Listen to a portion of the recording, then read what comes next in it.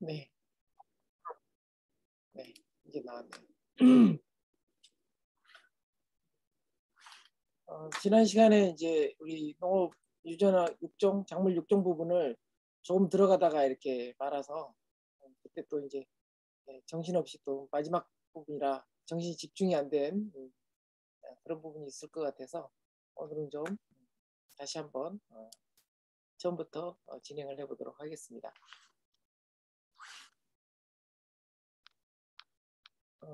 이 유전 파트는 유전학이라고 하는 내용하고 그다음에 육종학 이 두 개가 결합된 부분이에요. 그래서 이제 오늘은 이제 유전 파트를 얘기할 거고 육종 파트는 이제 다음 주 화요일 날 다시 또 진행을 하도록 하겠습니다. 그래서 유전학이라고 하는 것은 이제 생명을 다루는 이제 과학인데 생명과학 안에서도 유전과 변이를 연구하는 학문이에요.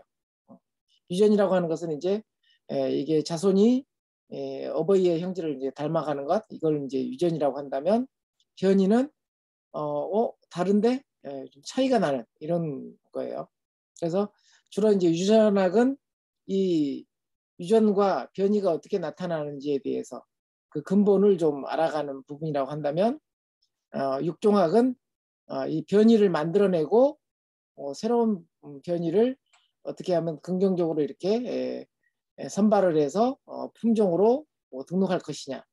이게 이제 가장 중요한 문제가 되는 분야입니다. 그래서 유전학의 이제 기본 개념을 보면 유전은 아까 얘기했듯이 유전자가 자기 복제하는 것. 이게 이제 유전이라고 한다면 변이는 유전적 변이와 환경 변이가 있습니다. 유전적 변이는 그 변이 자체가 유전이 되는 거고요. 근데 이제 유전적 변이 안에서도 형질 특성이 있고 그다음에 변이의 양상이 있어요. 그래서 유전적인 변이 중에서 형태적인 변이와 생리적 변이 이건 이제 형질 특성이라고 그래요. 형태적인 변이는 뭐 이제 하얀 꽃하고 노란 꽃하고 했더니 뭐 노란 꽃이 된다든지 하얀 꽃이 된다든지 이렇게 외관적으로 볼 수 있는 그런 이제 변이를 이제 형태적인 변이라고 한다면 생리적인 변이는 뭐 만생종인데 뭐 조생종이 됐다든지 중생종이 됐다든지 모양은 변화가 없는데 이런 생리적인 어떤 변이가 나타났을 때 형질 특성에 있어서 생리적인 변이라고 하고요. 그다음에 변이의 양상을 보면 연속 변이와 불연속 변이가 있어요. 그래서 이제 연속 변이는 다양한 이제 그라디에이션이 베리에이션이 다양하게 이렇게 되는 것을 이제 연속 변이라고 하고 불연속 변이는 이제 극단적으로 달라지는 거.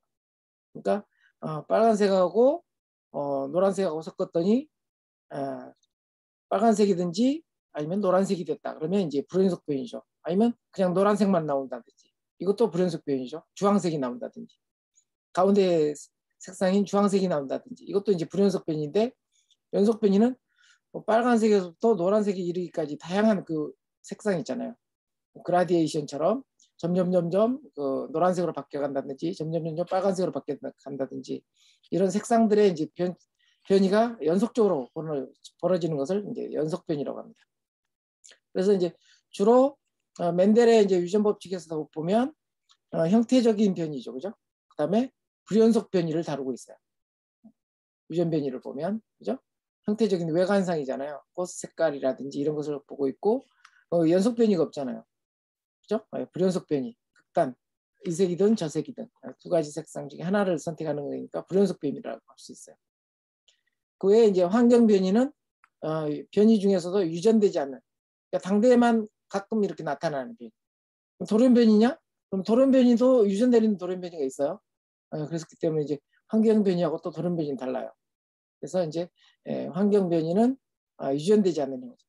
그러니까 이제 예를 들어서 이제 콩을 한 40cm, 50cm 간격으로 심어야 되는데 10cm 간격으로 빼곡하게 심으면 넝클성이 나오는 변이가 있죠.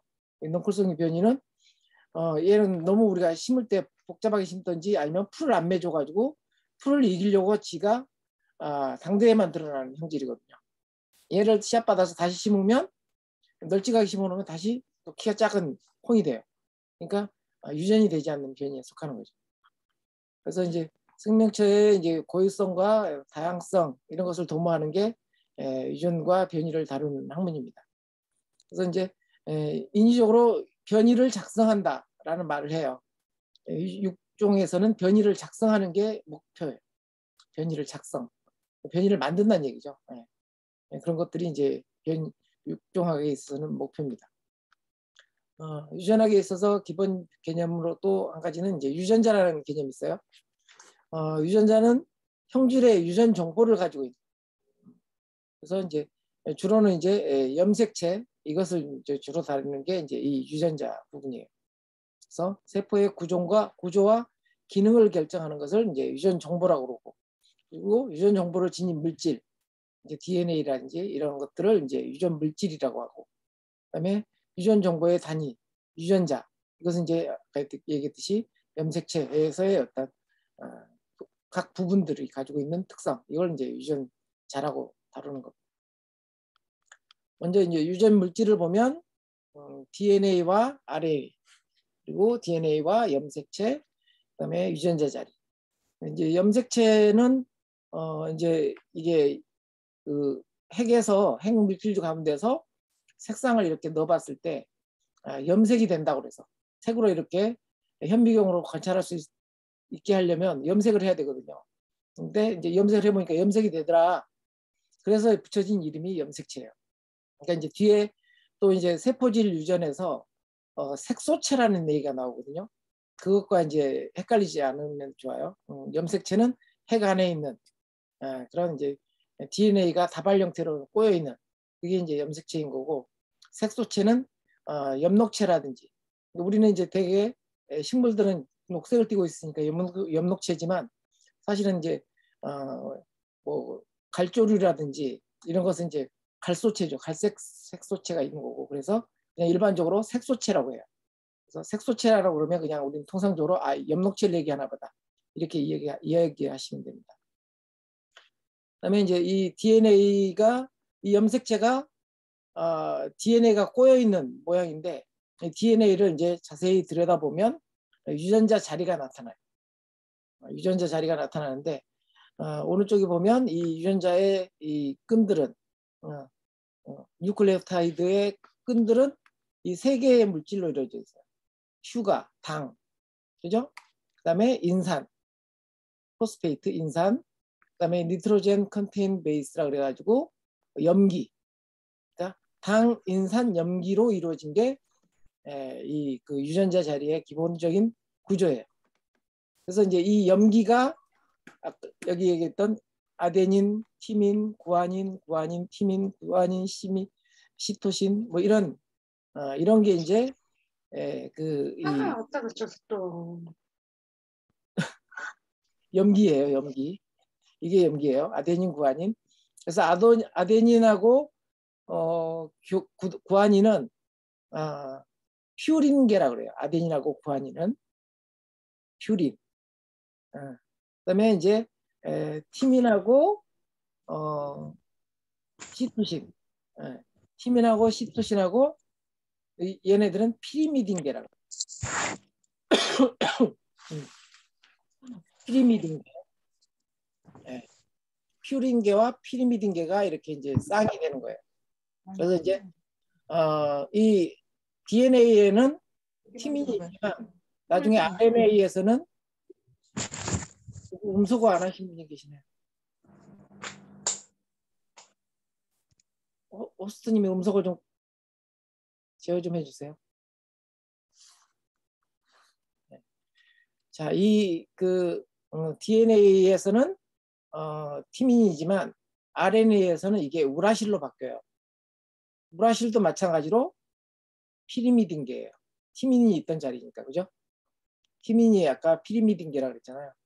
시험에 이렇게 나올 수 있죠. 다음 중에 피리미딘계 염기쌍이 아닌 것은, 그러면 아데닌이거나 구아닌이겠죠, 그죠? 아데닌이나 구아닌은 퓨린계지만 여기 얘기했듯이 시토신이라든지 티민이라든지 우라실은 피리미딘계이기 때문에 이렇게 이제 서로 염기의 이제 구조가 달라져서 나타나는 증상이고요. 그래서 이 DNA가 이제 이후에 다시 이제 RNA로 가서 단백질이 만들어지는 과정들을 이제 지난번에 한번 영상으로 한번 보셨습니다.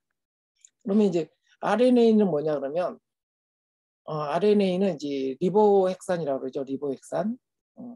이건 이제 그 보니까 이제 그 생명체 안에서 복제 전사를 해서 복제하는 그런 과정에서 이제 작용을 하거나 진핵세포에서는 아니면 이 원핵세포 그러니까 이제 핵의 유전 물질이 모여 있지 않는 그런 이제 기관에서는 RNA 독자적으로 다 번식을 하거나 이 유전 물질을 전달을 해요. 그래서 이제 우리 예를 들어서 요즘 이제 코로나 같은 경우도 RNA형 바이러스잖아요, 그죠? RNA형 바이러스라고 그러죠. 유전자는 이제 전사와 번역 과정. 그래서 이제 전사는 핵 안에서 이루어지죠, 그죠? 핵 안에서 이루어지고 번역이라고 하는 것은 핵 밖에 있는 리보솜에서 이루어져요. 그래서 유전자의 발현은 유전 암호에서 단백질 합성에 이르는 전체의 과정. 그래서 하나 영상을 보여드렸던 게 이제 센트럴 도그마, 중심 이론이라고 그래요. 센트럴 도그마에 관한 영상을 지난번에 한번 보여드렸습니다. 그래서 이제 DNA 유전 정보가 핵 안에서 전사가 돼서 두 쌍으로 연결되어 있으니까 두 쌍을 한 쌍씩 이렇게 풀었죠, 그죠? 한 쌍씩 풀어서 그다음에 한 쌍씩 풀은 다음에 유전자 가위, 그죠? 유전자 가위가 와서 재단을 하죠. 왜냐하면 DNA 정보가 뭐 하나의 몸체를 다 만들 게 아니잖아요, 그죠? 그러니까 성세포를 만들려면 한 쌍이 다 올곧게 필요하겠지만 그게 아니라 특정한 단백질을 만들기 위해서 하기 때문에 그런 단백질에 필요한 정보만 가져오기 위해서 유전자 가위, 이게 제한 효소라고 돼요. 유전자 가위가 와서 필요한 부분만 딱딱딱딱 재단을 해서 붙여요. 그렇게 이제 붙여서 이게 쭉 밖으로 핵공 밖으로 나오죠. 핵에도 이제 구멍이 있으니까 핵공 밖으로 나와서 그게 쭉 인도하는 게 그게 이제 mRNA라고 하는 거예요. 메신저, M은 이제 메신저라는 뜻이에요. 메신저 RNA가 쭉 나와서 리보솜이라고 하는 이제 나노 기계가 아래쪽 위쪽이 이렇게 탁 끼면서 그 사이로 이제 이 메신저 RNA가 딱 장착이 되죠. 메신저 RNA가 장착이 되면 이제 tRNA가 이 메신저 RNA와 쌍이 되는 그 유전 정보를 가지고 거기에다가 아미노산을 하나씩 물고 오죠. 그죠? 네. 그래서 이제 결합시켜서 아미노산이 중첩이 되면서 이제 단백질이 만들어지는 이 과정을 이제 번역이라고 얘기합니다. 여기 이제 자세하게 이제 그림으로 보면 이제 트랜스크립션 이제 전사라고 그러고 그다음에 번역이라고 하고 이런 식으로. 근데 이제 되게 그렇게 전사하는 과정에서 여기는 안 나오는구나. 전사하는 과정에서 3개씩 이렇게 묶여요. 이렇게 3개씩, 3개씩, 3개씩. 이 3개씩의 단위가 코돈이라고 그래요. 코돈. TAC 코돈, CAC 코돈, GTG 코돈, GAC 코돈, TGA 코돈. 이 코돈마다 고유의 아미노산이 있는 거예요.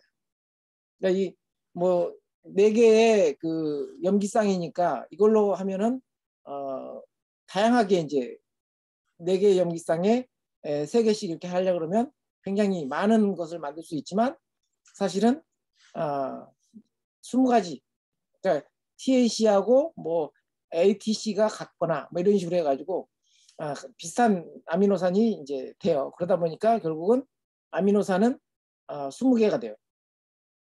그 안에 이제 20개 중에서도 시작 코돈이 있고 종결 코돈이 있고, 그러니까 여기서부터 번역 시작해라 하는 시작 신호를 내는 코돈이 있고, 그다음에 여기까지만 번역해 하는 이제 종결 코돈도 들어가 있어요.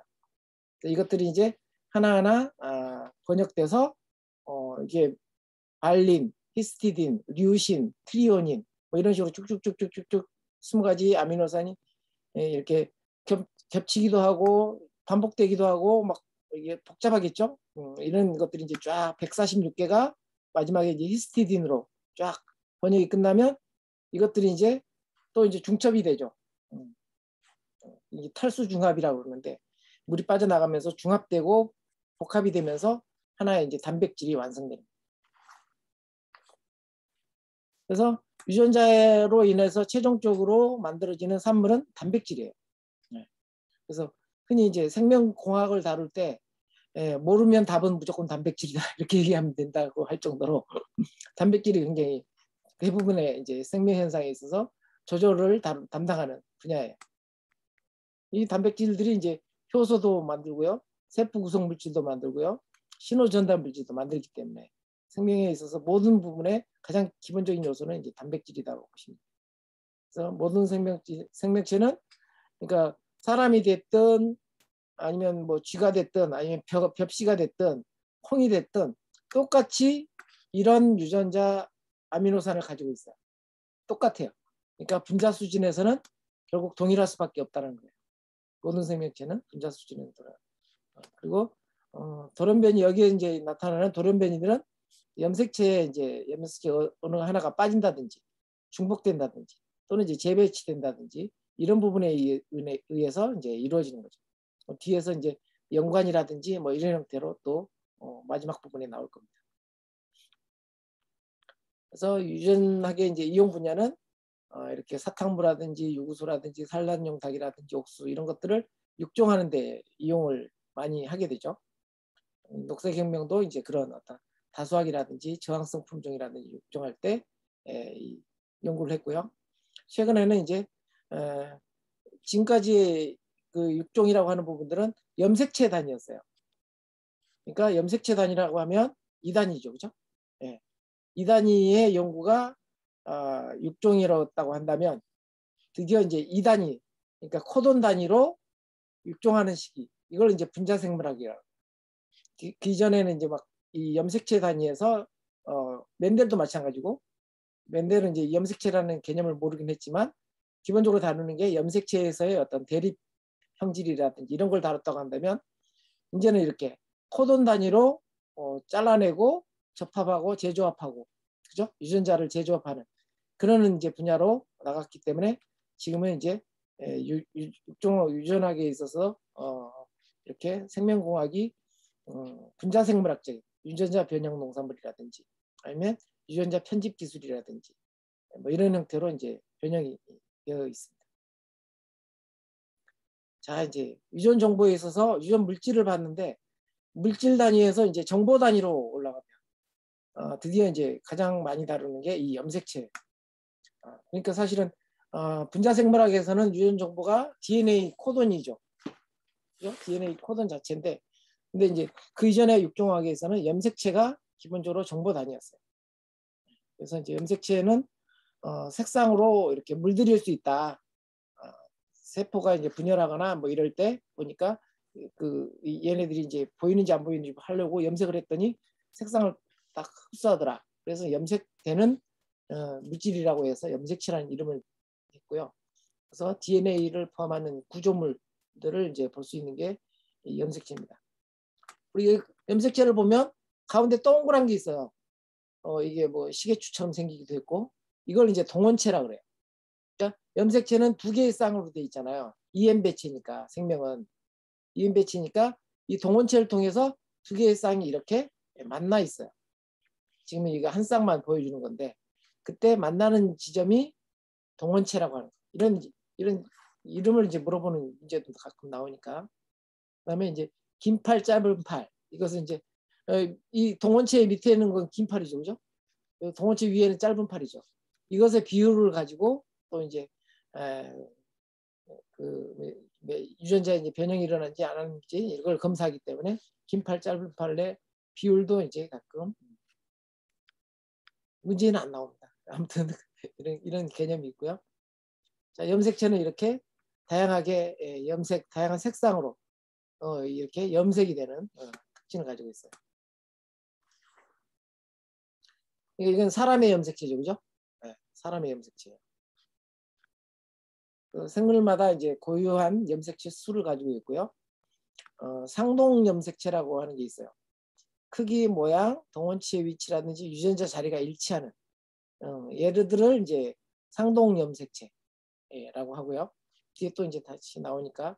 그러니까 한 자리 이렇게 상동 염색체는 같은 색상으로 염색되는 자리, 두 쌍에서 같은 자리에 위치하는 그런 것들은 이제 상동 염색체라고 하고요. 이게 예외가 이제 반수체죠. 이렇게 이제 X 염색체라든지 Y 염색체는 이제 나중에 뒤에 나오지만 반수 동질체인가 이런 식으로 나오고 또 이형 성염색체라고도 하고 이런 식으로 해서 나옵니다. 예외에 속하는 거죠. 그다음에 이제 핵형도라 그래서 그 형태에 대해서 또 따로 이제 이렇게 분석을 해놓은 그림들을 얘기하는 거고요. 그다음에 이질 염색질, 진정 염색질. 그래서 이질 염색질은 이제 그 자체의 이제 성질이 이제 드러나지 않는 그런 이제 염색질. 그다음에 진정 염색질은 그 형질이 이제 드러난 염색질 이런 걸 얘기하죠. 그래서 이제 생물학적으로는 이 염색체 안에 다양한 띠가 이렇게 존재하는데 이제 어떤 것이 어떤 정보를 나타내는지는 유전자 지도를 이제 그린다고 하지만 실제 이제 안 밝혀진 그 공백이 훨씬 더 많대요. 그러니까 이제 그야말로 이제 백지 상태가 여백이 굉장히 많은 그런 이제 염색 정보인 거죠. 그리고 이제 이 핵에서 이제 세포들이 분열할 때 이제 나타나는 게 이제 유사 분열과 감수 분열이에요. 아까 DNA에서 전사가 일어나고 번역이 일어나는 것은 단백질을 만들어내는 과정이잖아요. 그것과 별도로 세포가 늘어나는 것, 세포가 증식하는 것, 세포가 증식하는 과정을 이제 유사 분열과 감수 분열로 나눠요. 그래서 유사 분열은 이제 사가 이제 그 염색사라고 하는 실타래가 와가지고 가운데서부터 이렇게 쭉 도열시킨 다음에 하나씩 뚝뚝뚝 띄어내는 그런 이제 과정들이 있어요. 전기는 이제 처음에 이제 나타나는 거고, 그다음에 중기에는 가운데로 이렇게 일자로 이렇게 딱 늘어서면 나중에 염색사들이 이렇게 하나하나 염색사 한쪽마다 연결이 돼서 쭉 끌어당겨서 양쪽 끝으로 붙이는 양쪽 끝으로 이제 가져가는 게 이제 후기에 속하고, 말기 되면 이제 세포벽이 이제 둘 사이를 갈라놓는 거죠. 세포벽이 갈라놔서 나중에 이제 이 두 개의 세포로 분열하는 것. 이게 이제 유사 분열이죠. 이거는 이제 세포질 분열이라고 하고요. 그다음에 이제 감수 분열은 성세포에 있어서 이제 나타나는 거죠. 그래서 EM 배체를 M 배체로 바꾸는 그런 이제 분열이 일어나는. 이것도 이제 세사기, 대합기, 태사기, 이중기, 이동기 뭐 이런 형태로 이제 나오는데 이제 주로 이제 이게 이제 EN에서 N으로 분해하는 감수 분열이 있고, 우리 꽃가루 분열에서 봤듯이 이렇게 EN 감수 분열한 다음에 N이 만들어지면 N에서 또 N을 더 증식하는 그런 동형 분열이 또 있죠. 그래서 나중에 꽃가루 세포는 4개를 만들어내고 난세포는 8개의 세포를 만들어내잖아요. 그죠?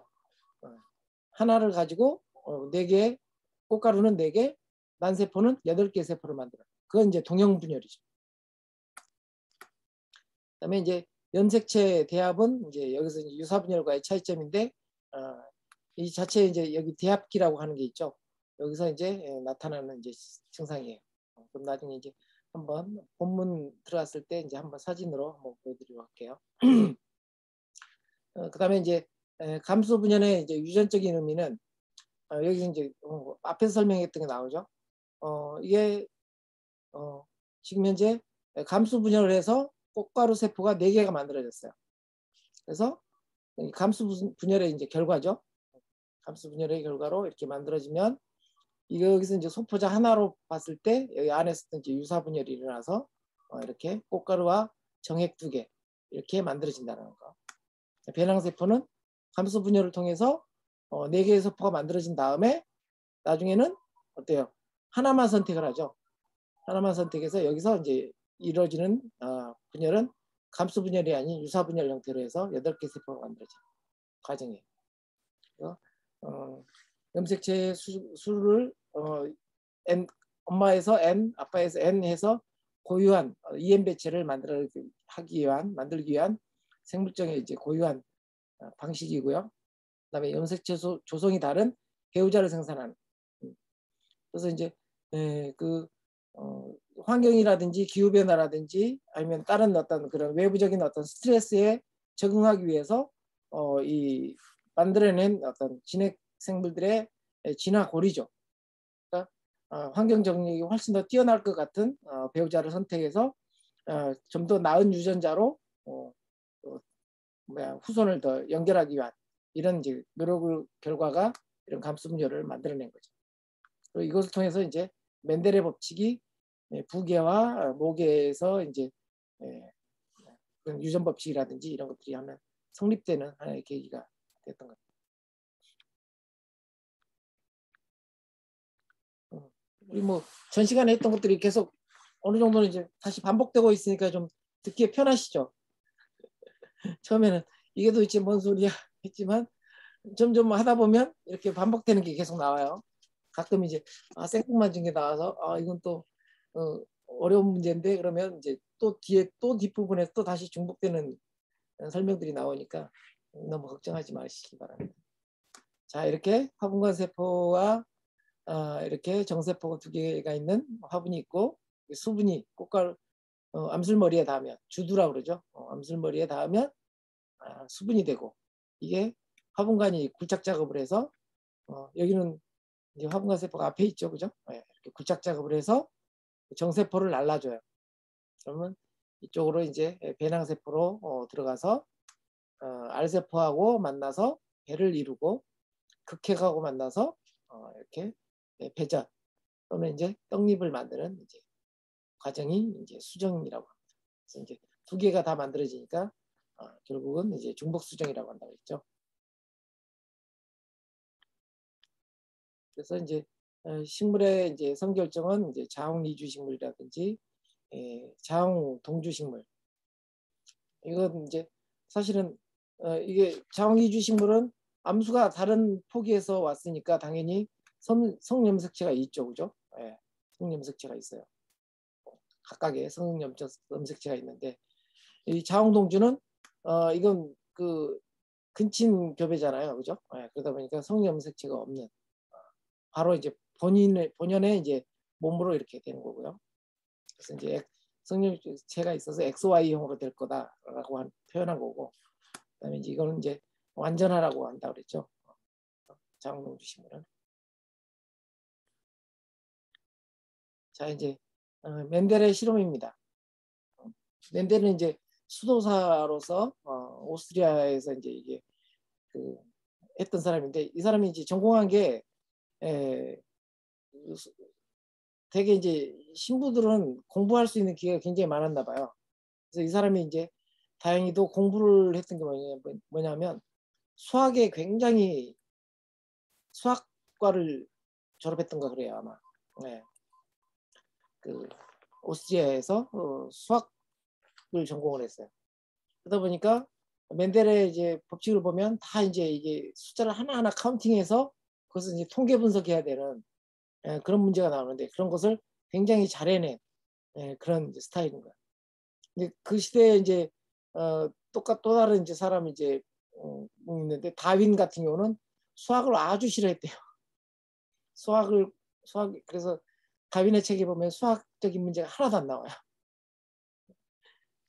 그래서 이제 다윈의 아들이 첫째 아들을 일부러 자기 이제 책 쓰는데 도움 주게 하려고 수학과를 보냈는데 아빠가 하도 불러대가지고 제대로 공부를 못했다고 하소연하는 그런 편지도 나와. 멘델이 이제 처음에는 이제 쥐를 가지고 연구했지만 교황청에서 이제 경고를 받았죠. 평생 독신으로 살아야 되는 그 신부가 수도자가 그 이상한 변태적인 실험을 수도원 지하 골방에서 하고 있다고. 그래서 경고를 받고 이제 다시 선택한 게 신의 한 수였는데 마침 이제 완두콩을 이제 선택을 한 거죠. 그래서 이제 완두콩을 조사하다 보니까 한 7가지 정도의 서로의 이렇게 형질 차이가 있는 것을 발견한 거예요.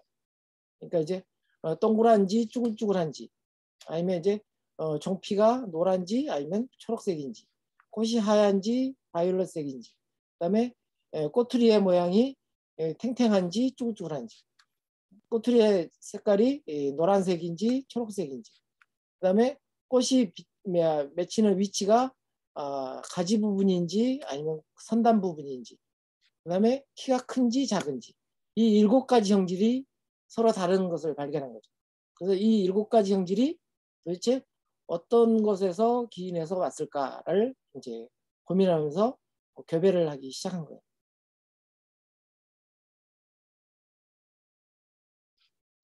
여기서 또 이제 유전자 기호가 나오는데, 여기서 이제 멘델의 법칙을 알려면 먼저 이제 알아야 되는 게 유전자 기호가 있어요. 유전자 기호 체계가 있는데, 형질을 영어로 이제 영어 명칭으로 기록할 때 우성은 대문자로 표시하고 열성은 소문자로 표시하게 돼 있어요.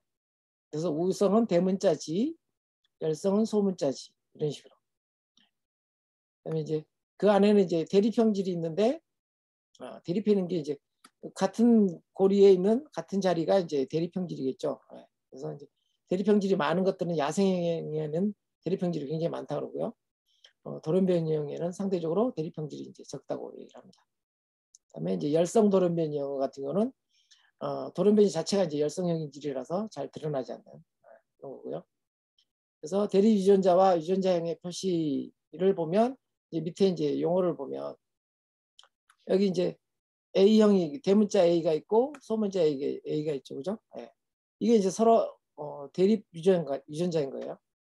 그래서 그 중에서 대문자 A는 우성 대립 유전자, 그죠? 소문자 A는 열성 대립 유전자.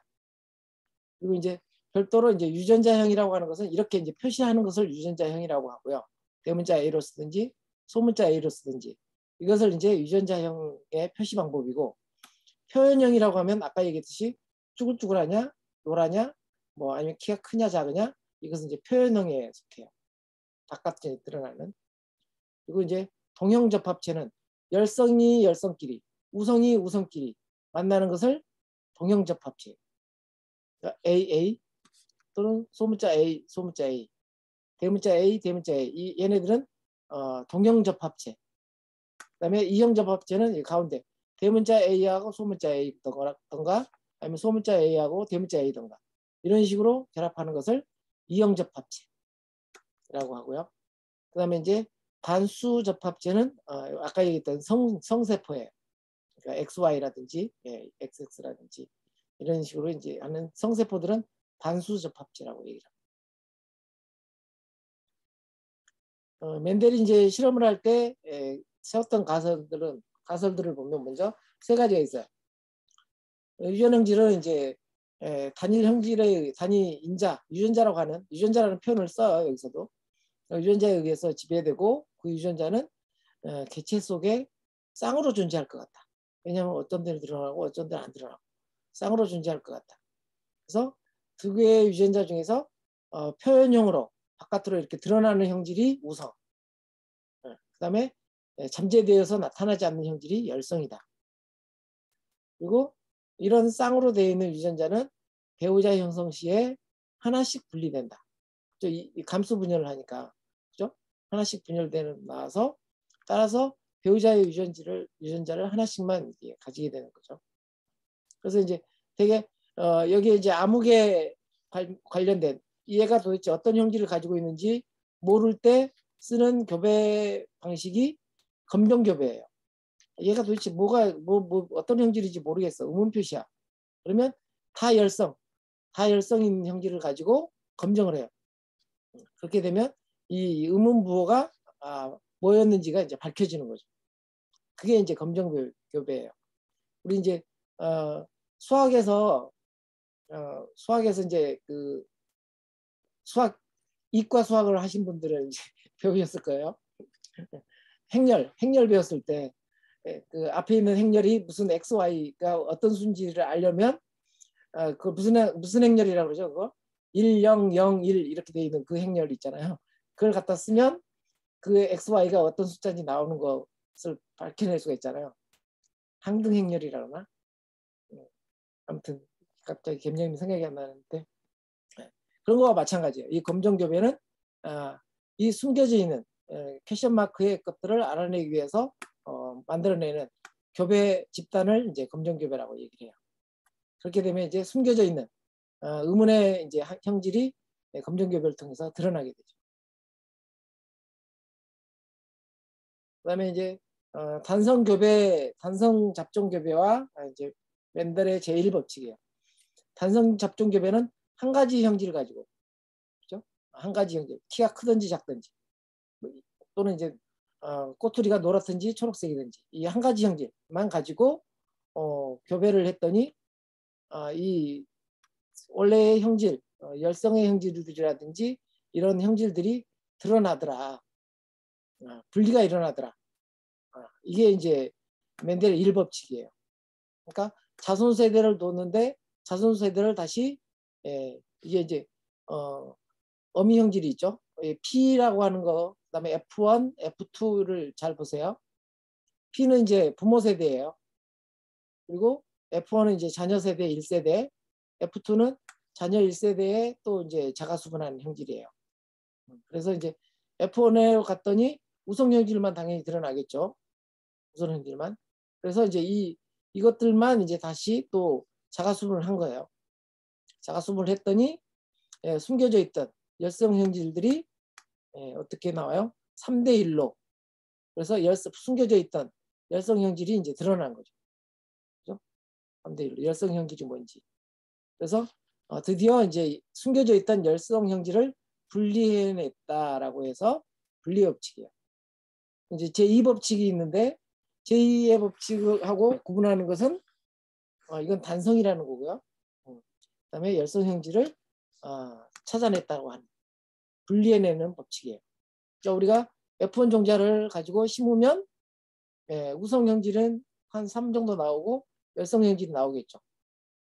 청양고추라든지 이런 걸 사서 심어서 청양고추가 다 달렸는데 그 씨앗을 다시 받아서 심으면 열성 형질이 이렇게 3대 1로 4분의 1 정도는 열성 형질이 나온다는 얘기예요.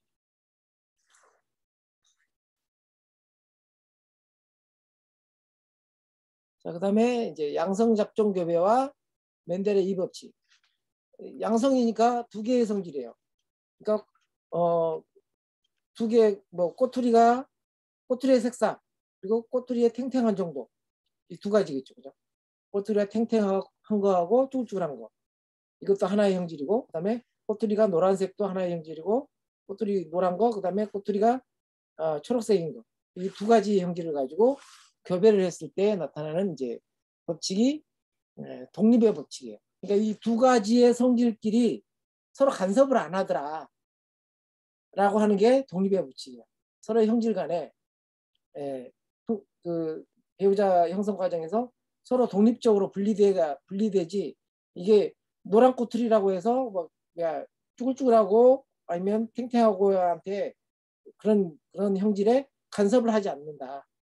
그런 게 독립의 법칙인 거죠.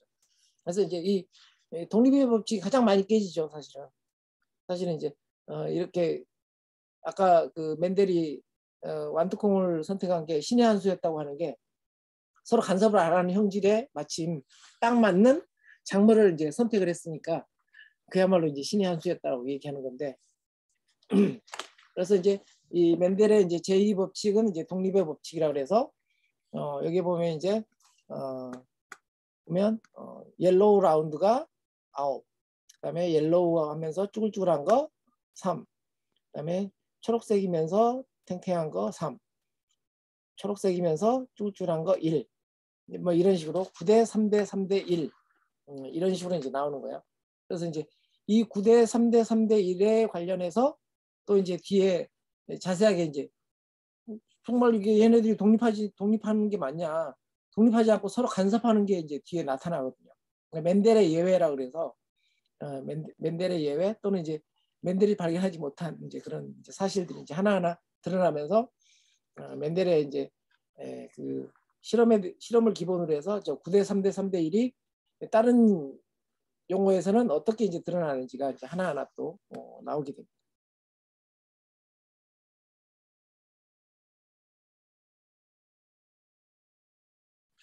그래서 이제 멘델의 이제 성과 같은 경우는 이제 순수의 법칙, 그래서 이제 단성 잡종 교배 제1법칙이 나왔던 거기에서 순수의 법, 단성 잡종 교배에서 이제 분리의 법칙이라고도 하고 하나의 이제 순수의 법칙이라고도 해요.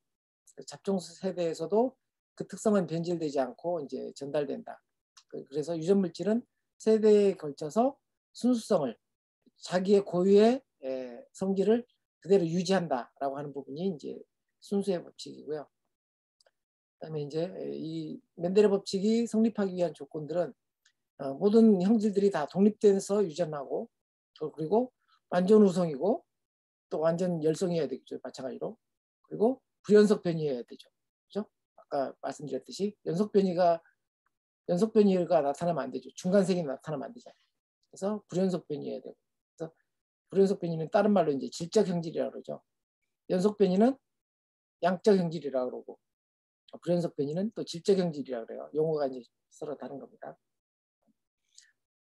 그래서 이제 하나의 유전자가 관여한다는 조건이 이제 성립되는 그런 이제 아주 기가 막힌 이제 완두콩을 선택을 한 거죠. 그래서 멘델의 법칙을 이제 종합해서 성과를 보면 단성 잡종 개별 실험에서 F1은 우성 형질만 나타나고 F2에서는 반드시 이제 열성 형질이 3대 1로 이렇게 나타난다라고 하는 건 이제 분리의 법칙이죠, 그죠? 그리고 F2의 두 개의 형질을 가지고 잡종 개별을 실험할 경우에는 F2의 분리비가 이제 9대 3대 3대 1로 나타남을 관찰하였다. 이게 이제 멘델의 법칙이에요. 그래서 이제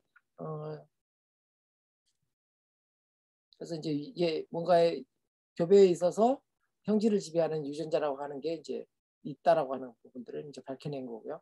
그다음에 이제 검정 교배, 아까 얘기했듯이 숨겨져 있는 것들을 밝혀낸다든지 이후에 후대 검정을 통하여 유전자가 쌍으로 존재함을 이제 증명하였고 그걸 이제 통계적으로 분석해서 이제 유전자의 법칙성을 발견한 게 멘델의 성과고요. 한계로는 형질이 유전 대비 형질은 하나의 유전자에 의해 지배되지 않고 여러 가지 형질이 하나의 형질에 관여할 수도 있죠. 그러니까 여러 형질이 귀가 짧은 것에 관여할 수도 있고요. 여러 가지 형질이 작물이 가지고 있는 특정한 병에 관여할 수도 있어요. 뒤에 이제 나타나는데 그리고 완전 우성이 아니라 불완전 우성도 존재하고 불완전 열성 그리고 절대 열성도 존재해요. 그래서 이게 이제 멘델의 한계고 그런 것에 대한 이제 비멘델 유전에서 뒤에 이렇게 하나하나 또 밝혀내고 있습니다.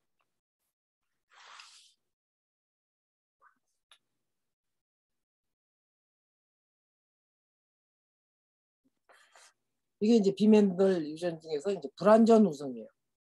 그러니까 중간치가 하나 나타나는 거죠. 빨간색하고 흰색하고 했는데 핑크가 나타나고 핑크를 또 교배를 했더니 빨간도 나타나고 중간 핑크도 나타나고 화이트도 나타나고 이런 식으로 1대 잡종이 중간 형질이 되고 2대 잡종을 보니까 더 이렇게 연속 변이 형태로 이렇게 드러나더라. 이게 이제 불완전 우성이에요. 비멘델 유전이라고 해서 불완전 우성. 그다음에 이제 또 공동 우성이 있어요. 공동 우성. 공동 우성은 어떤 형태로 나타나냐면 흰소하고 빨간 소를 이렇게 교배를 했더니 얼룩소가 된 거예요. 그러니까 흰 형질도 포기 못하고 빨간 형질도 포기 못하고 두 개가 동시에 발현이 된 거죠. 그래서 이제 이건 이제 공동우성 또는 이제 공우성이라고 하고요. 혈액형에 있어서도 A형과 B형도 공동우성이기 때문에 AB형이 만들어져요. 그죠? 공동우성이기 때문에 혈액형 A형도 되지만 A형과 B형과 결혼했을 때 A형, B형 또는 AB형이 같이 나타나는 경우도 있잖아요. 이게 이제 공동우성 형질이고요. 그다음에 이제 복대립 유전자는 여기 O의 형질 때문에 그래요. A, B만 있는 게 아니라 O까지 있더라. 이게 이제 복대립 유전자예요. 여기서 이제 혈액형도 나오죠. 네. 그래서 복대립 유전자는 아니 뭐 2개만 있다는 게 말이 되냐? 이 3개 또는 4개, 5개가 있을 수도 있죠. 그래서 이제 그런 복대립 유전자가 존재할 수 있다. 그래서 이제 식물의 자가불합성의 경우도 또는 나팔꽃의 이제 잎사귀 모양이라든지 화이트 클로버의 옆무늬라든지 잎사귀 무늬라든지 그리고 이제 폐에 있어서도 마찬가지로 병해충 저항성이라는 것도 하는 것들도 대개가 복대립 유전자라고 하는 것이 이제 밝혀져 있어요. 그러니까 이제 알비노 현상 있죠. 알비노 현상 같은 경우도 복대립 유전자의 대표적인 사례라고 얘기를 합니다.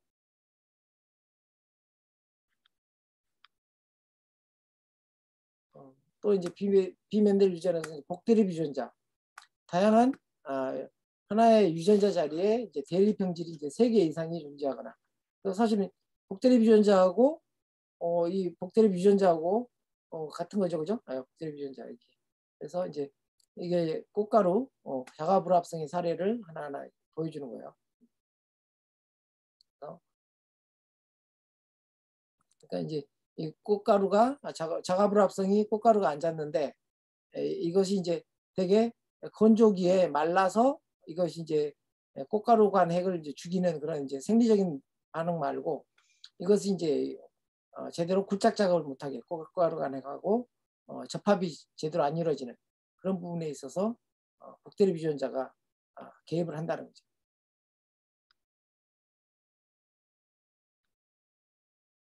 그다음에 이제 독립 유전을 하는 비대립 유전자. 여기 이제 보면 열성상위, 우성상위, 이중열성상위, 복수 유전자, 억세 유전자, 중복 유전자. 기본적으로는 만두는 9대 3대 3대 1이라고 배웠죠, 그죠? 우리 그 독립의 법칙에서 두 개 형질에 대해서 이걸 기본으로 해서 9대 3대 4가 되고, 이건 열성이 뒤에 있는 3하고 3이 더해진 거죠, 그죠? 그래서 4가 됐어요. 그다음에 여기는 우성상위는 앞에 있는 9하고 3이 더해져서 12대 3대 1의 형질이 나타나는 거고요. 이중 열성상위는 9하고 뒤에 부분이 3대 3대 3이 3대 3대 1이 합쳐진 거죠. 9대 7. 벼의 밑둥색이라는 이런 식으로. 그래서 이런 게 이제 문제 나와요.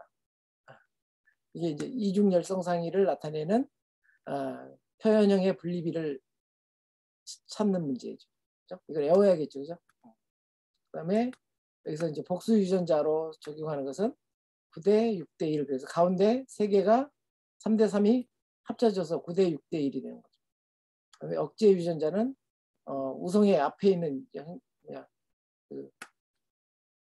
어떤 특정 형질을 아예 억제하는 형질로 특정한 열성 형질 하나만 도드라져 나오게 하는 거. 그래서 다른 것을 다 합친 애들과 열성 표현 형질이 3으로 나타나는 이런 부분들이죠.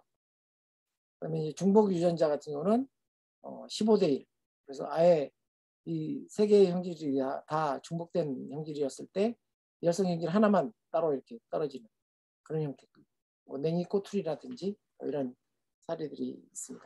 그래서 이렇게 이제 사례로까지는 안 나오는데 유전자 상호작용을 묻는 문제 또는 이제 표현형의 분리비를 묻는 문제 이런 것으로 종합해서 이제 나옵니다.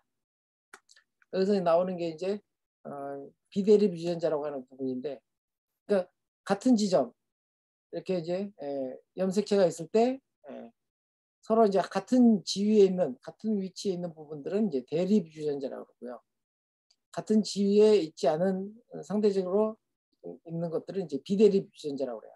그래서 이제 비대립 유전자들이 이제 그 대립 유전자에 관여하는 뭐 그런 것들도 이제 나오게 됩니다.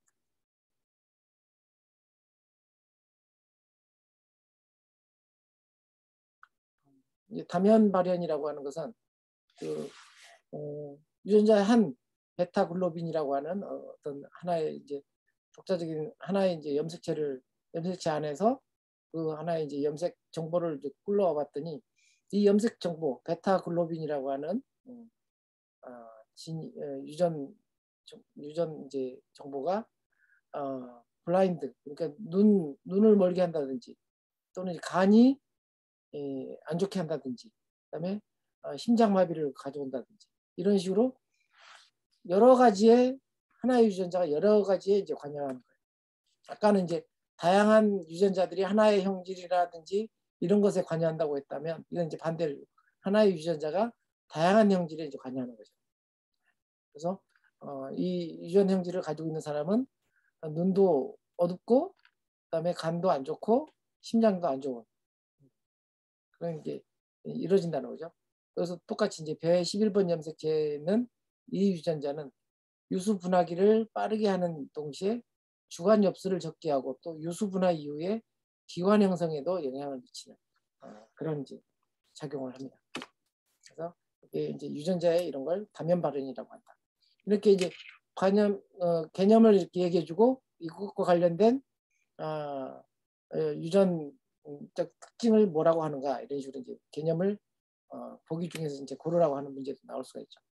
아니면 이제 유전자의 다면 발현에 대해서 설명해라 이런 식으로 이제 필답형에서는 나올 수가 있겠죠.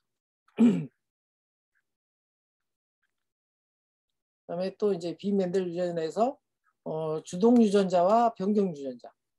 그러니까 주동 유전자는 형질을 나타내는 유전자예요. 근데 이 유전자가 가지고 있다고 해서 유전 형질이 드러나는 게 아니라 이 주동 유전자가 형질을 드러내게 하는 방아쇠 역할을 하는 게 있어요. 그게 변경 유전자예요. 그러니까 주동 유전자가 있다고 해서 반드시 나타나는 게 아니고 변경 유전자가 작동할 만한 조건이 되어야 되는 거죠. 그러니까 이제 배 조기 출수하는 유전자와 조기 출수하는 이제 조기 출수를 지배하는 주동 유전자가 이제 있는데 거기에 이제 두 개의 방아쇠 유전자, 변경 유전자가 있는 거야. 방아쇠를 당겨줘야 얘가 틀어나는데 방아쇠를 안 당겨주면 안 돼요. 그래서 이제 변경 유전자들도 주동 유전자와 함께 이제 결정적인 역할을 하는 거죠. 형질 역할과 형질 유전자와 방아쇠 유전자가 같이 있다는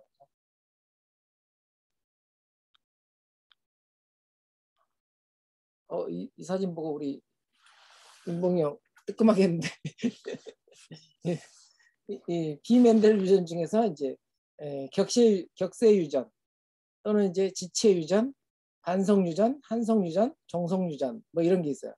그러니까 이제 먼 조상의 형질이 우연히 교잡에 의해서 나타나는 현상. 그러니까 격세 유전의 대표적인 게 이제 대머리잖아요, 그죠?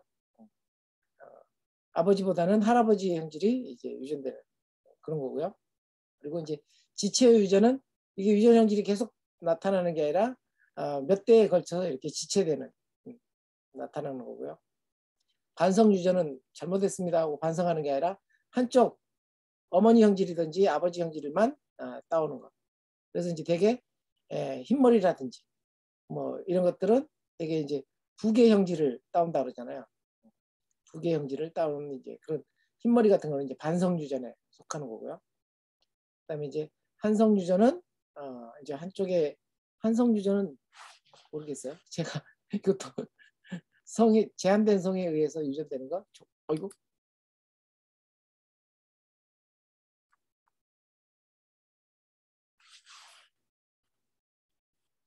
나 보이죠? 화면. 제가 갑자기 뭐 화면이 나가서. 지금 대머리 사진 보이고 있습니다. 네. 굿노트가 나가서. 그래서 한성 유전, 정성 유전은 저도 잘 모르겠어요. 이런 개념이 있는데 나중에 한번 찾아볼게요. 그래서 이제 아무튼 다양한 이제 유전 형질이 나타나고요. 그다음에 이제 염색체 단위에서 연관과 교차 그리고 이제 재조합 이게 이제 좀 많이 나옵니다. 시험에서도. 그러니까 이제 뒤에 이제 또 그 그림도 나오는데 이 염색체 자체가 서로 이제 그 교차하거나 또는 이제 연관된 부분끼리의 어떤 그런 유전자 그룹을 만드는 그런 현상이에요. 그래서 이제 이게 이제 되게 따로 이제 유전 형질들이 이 대립 유전자의 독립적인 법칙이 지켜지지 않는 그런 방식으로 유전이 이루어지게 만들어요. 뒤에 이제 여기는 보시면 이제 이렇게 나옵니다. 연관, 교차 그리고 재조합. 그래서 이제 한 쌍의 여기 왼쪽에 표를 보면 여기서 이제 유전 형질이 이렇게 서로 교차되면서 여기서 오던 게 초록 파란색으로 커서 보이죠? 파란색으로 오다가 이렇게 오는 거죠. 파란색을 따라가는 게 아니라 파란색에서 이렇게 빨간색으로 오면서 결국은 이런 형질이 만들어지고 얘도 마찬가지죠. 여기서 빨간색으로 오다가 이렇게 파란색으로 오면서 이렇게 이 교차를 통해서 염색체의 형질이 이렇게 이제 이게 그 나중에 이제 염색체가 감수 분열이라든지 이런 과정을 통해서 분리되어 나올 때 교차된 부분들이 이렇게 이제 딸려 나오는 그런 형태를 이제 연관과 교차라고 합니다. 그리고 이제 이후에 이것들이 이제 재조합이 되면 이제 별도로 이제 또 다른 이제 EM 배체가 만들어지는 거죠.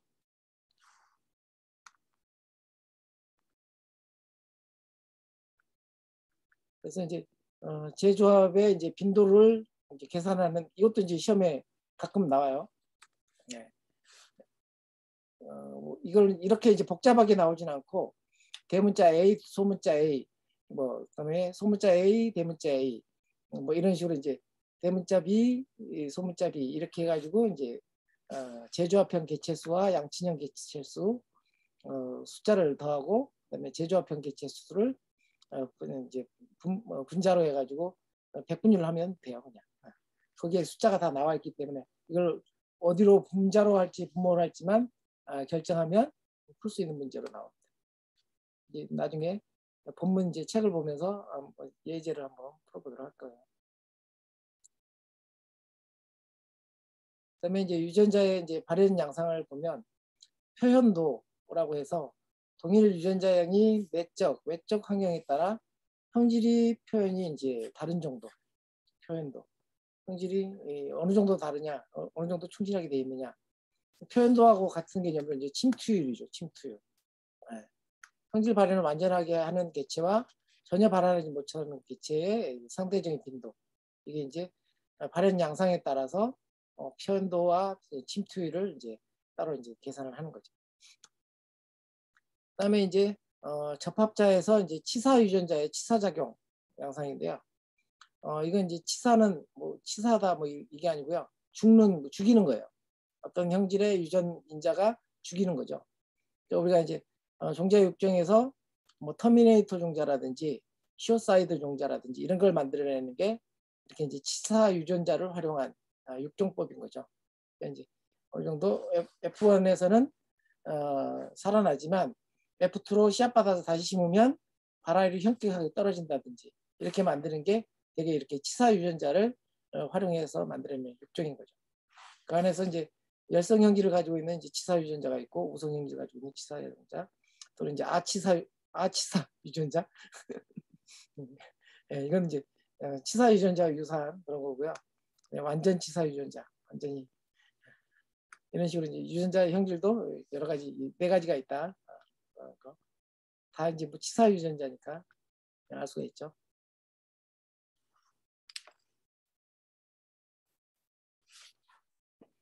자, 그 다음에 이제 핵의 유전 좀 쉬었다 할까요? 네, 좀 쉬었다 하겠습니다. 녹화하시는 분들을 위해서. 네. 대표님 몇 분 쉬실 거예요? 5분. 5분이요? 네.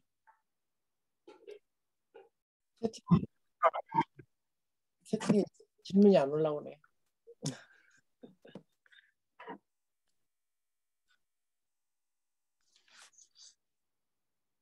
네, 그 다음에 이제 핵의 유전.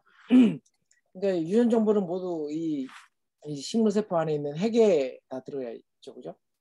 근데 핵의 유전이라는 얘기는 핵을 둘러싼 다른 이제 세포 내 소기관을 통틀어서 다 세포질이라고 그래요. 세포질. 세포질 안에는 이게 그 리보솜도 있죠. 리보솜. 그죠? 리보솜도 있고 그다음에 뭐 골기체도 있고 여기 액포도 있고 그죠? 네. 근데 이 세포질 중에서 별도로 얘네들이 자기네 DNA를 꼽을 쳐놓은 애들이 2개 있다 그랬죠. 그죠? 그게 대표적인 게 이 엽록체, 색소체라고 하는 엽록체하고 미토콘드리아 2개예요.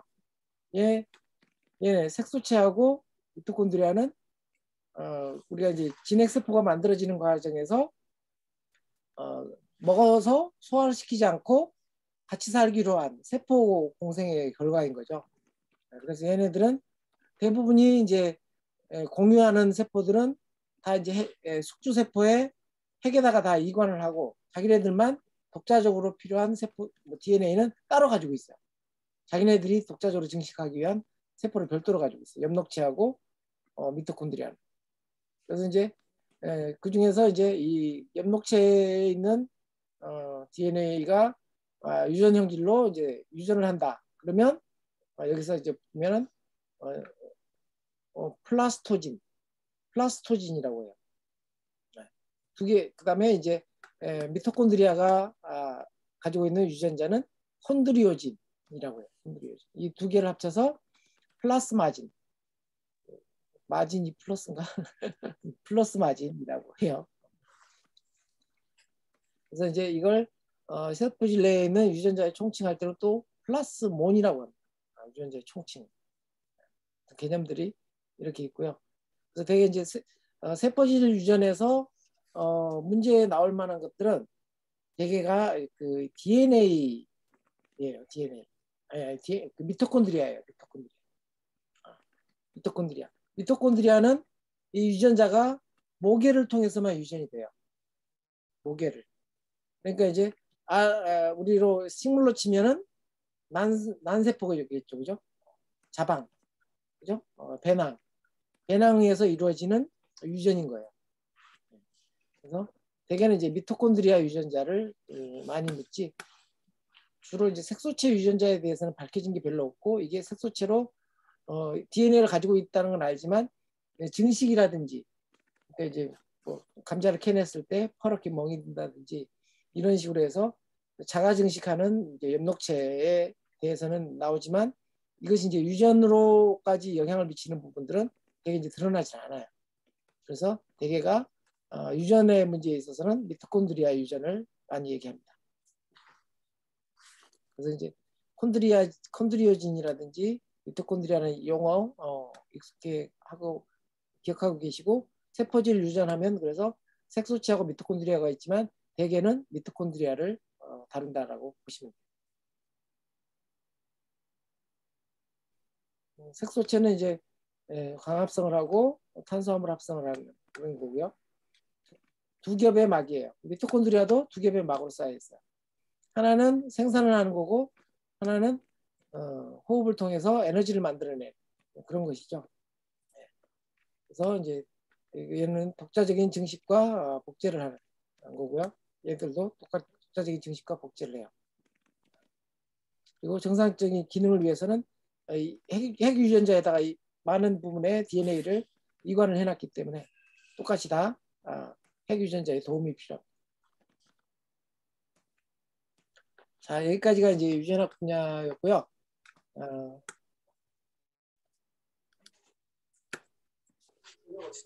나 이따가. 다음으로 다룰 문제는 이제 주변에 이상한 소리가 들립니다.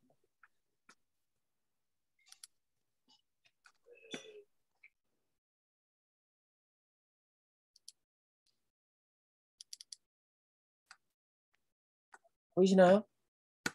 이제 6종 파트입니다. 6종 파트.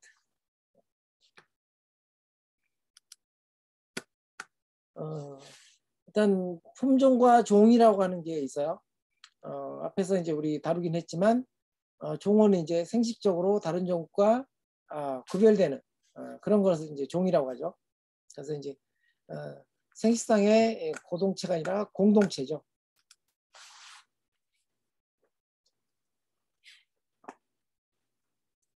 생식상의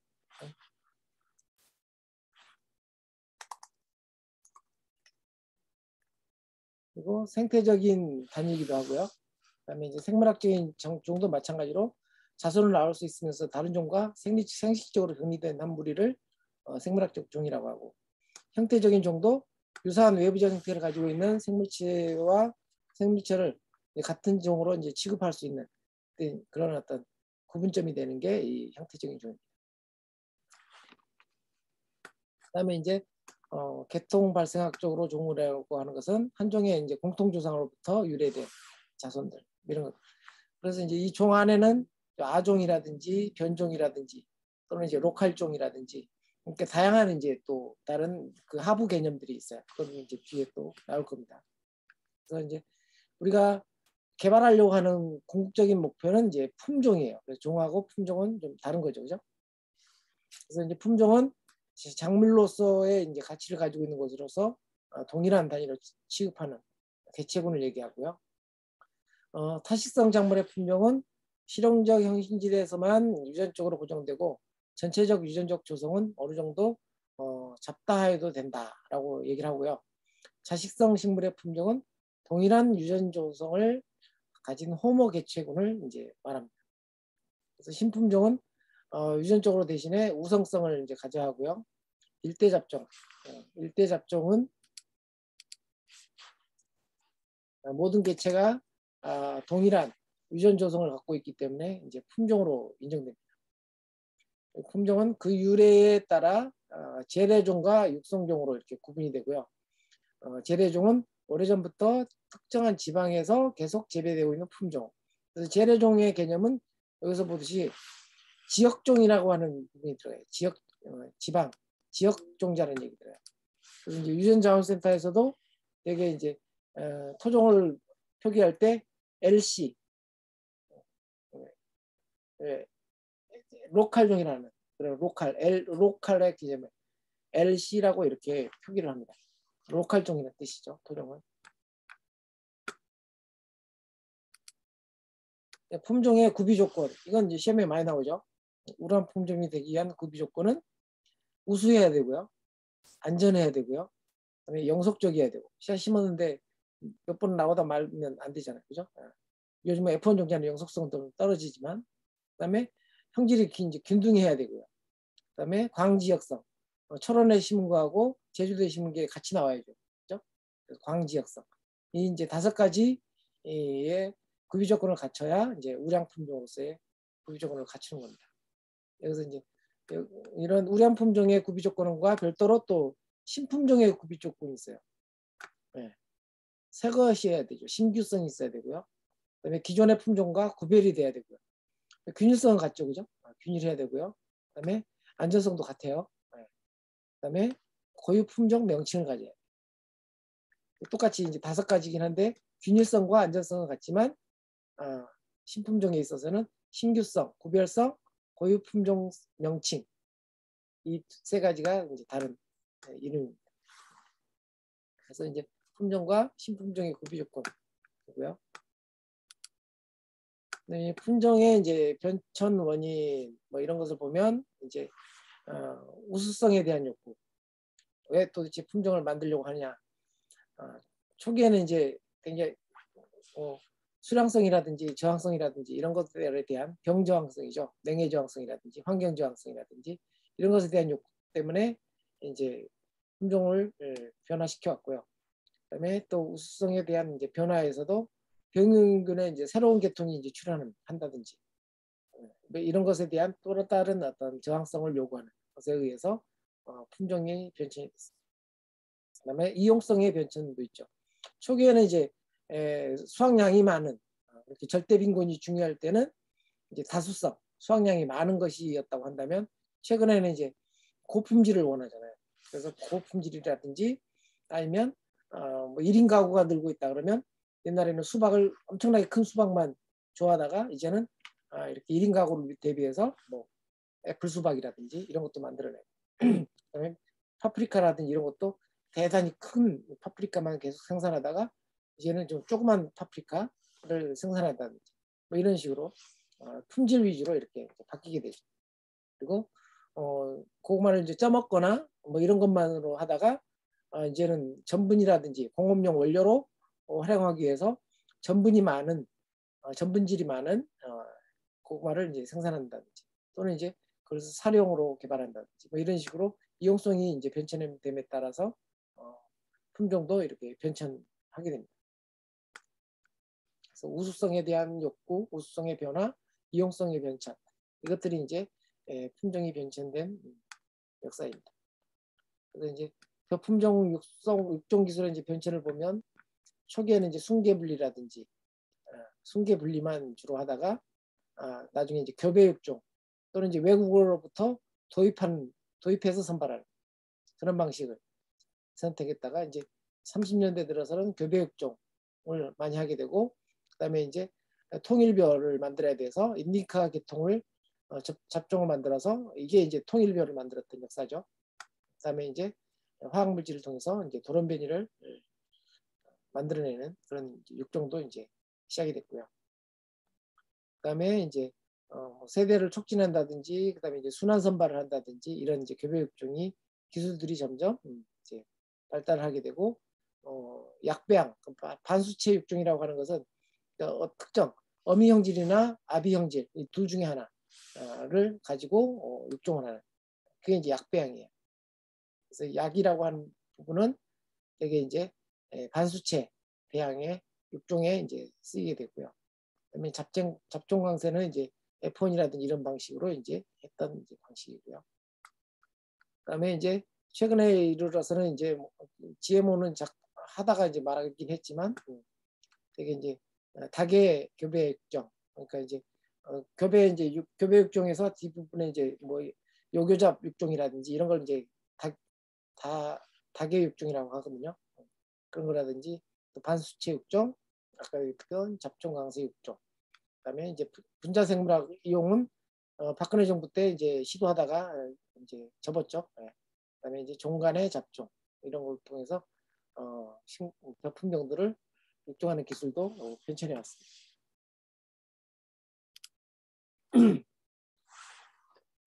그래서 이제 이 품종의 이제 특성 유지 방법으로는 개체 집단 선발이라고 하는 게 있어요. 이게 품종의 특성을 유지한다는 방법이잖아요, 그죠? 예. 그래서 이제 주로는 이제 뭐 재래종이라든지 토종이라든지 이런 것들을 이제 육종할 때 품종을 특성을 그대로 유지하는 방법이죠. 개체 집단 선발이라고 하는 방법을 써요. 이제 이건 이제 기본 식물에 있어서 그 품종 특성을 그대로 유지하는 방법으로 개체 집단 선발. 그래서 이제 기본 집단 안에서 개체 선발을 하는 거예요. 개체. 그러니까 하나하나 낱개로 개체를 선발하는 게 있고, 그다음에 나중에 이제 개체 집단 선발이라고 하는 게 있는데, 그러면 그 이제 집단이 만들어지면 그 집단을 이제 나중에 선발의 대상으로 하는 걸 이제 집단 선발이라고 해요. 그래서 이제 선발 개체를 이제 집단화하고, 그다음에 이제 여기서 이제 개체 선발, 그래서 종자를 혼합한 다음에 선발 개체 집단에서 또 이제 3년차, 4년차 이렇게 쭉 이어오는 거예요. 그래서 수세대를 이제 계속해서 선발 효과를 높이는 그런 이제 방법입니다.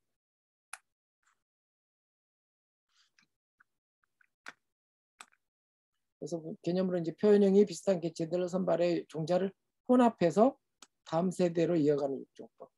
표현형을 선발하는 것이므로 효과는 이제 크지 않다라고 얘기했고요.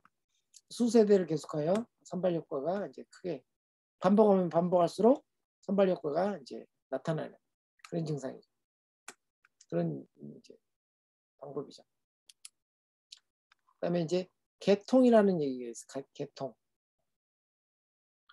그래서 이제 여기서는 이제 기본 집단에서 선발한 우량 개체를 이제 개통 재배해서, 그러니까 여기 이제 F1이 있고 F2가 있고, 여기서는 이제 그 개체 선발이죠, 그죠?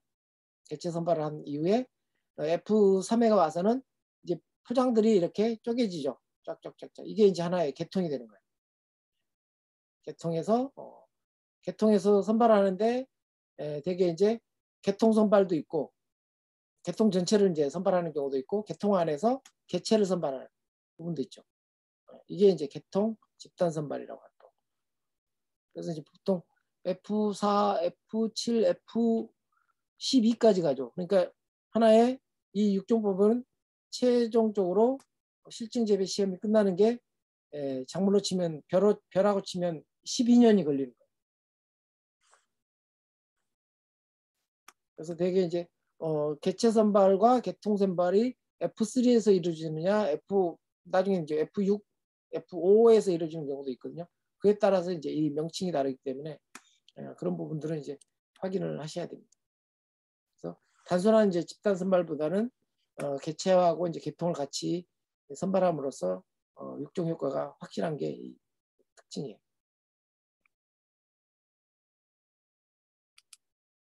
나중에는 이제 자식성 작물의 이제 육종법하고 타식성 작물의 육종법도 이제 따로 이렇게 분리를 해서 한번 보여드릴 거예요.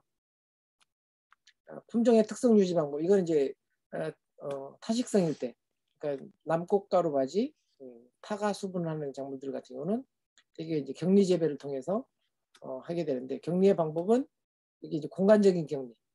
우리 이제 또 장애물이 있을 때 없을 때 이제 분리하는 방법, 이런 것들도 했었죠. 자식성 작물이라 하더라도 일부는 이렇게 타식성을 가질 수 있기 때문에 그래도 고추라든지 이런 것들도 공간적인 격리를 하는 걸 봤어요. 그다음에 인위적인 격리, 망실을 씌운다든지, 그다음에 이제 시간적인 격리는 시간차를 두고 뽑히는 시기를 달리하는, 심는 시기를 달리하는 거죠. 이제 봉지 씌우기는 옥수수라든지 뭐 박과작물이라든지 이런 것들은 이제 봉지 씌우기를 통해서 인공 수분을 통해서 이제 품종의 특성을 유지합니다. 그다음에 이제 품종의 특성 유지 방법 중에서 영양계 분리법. 영양계 분리법은 이제 영양체로 이제 되는 거죠, 그죠? 영양체에서 쓰는 방법. 나무 수목이라든지 아니면 이제 감자라든지 뭐 고구마라든지 뭐 이런 것들은 이제 영양계 분리법을 통해서 품종의 특성을 유지합니다. 품종의 사례로 이제 나오는 게 벼의 육성 품종을 보면 원산지는 이제 벼는 아시아죠, 그죠? 그다음에 주로 이제 무기 영양분은 규산질이라든지 병해충 저항성을 가지고 있고 또 수광태세, 규산질이 수광태세를 갖추기 위한 영양분이죠, 그죠? 그리고 이제 병해충 저항성도 규산질에 많이 관여를 해요.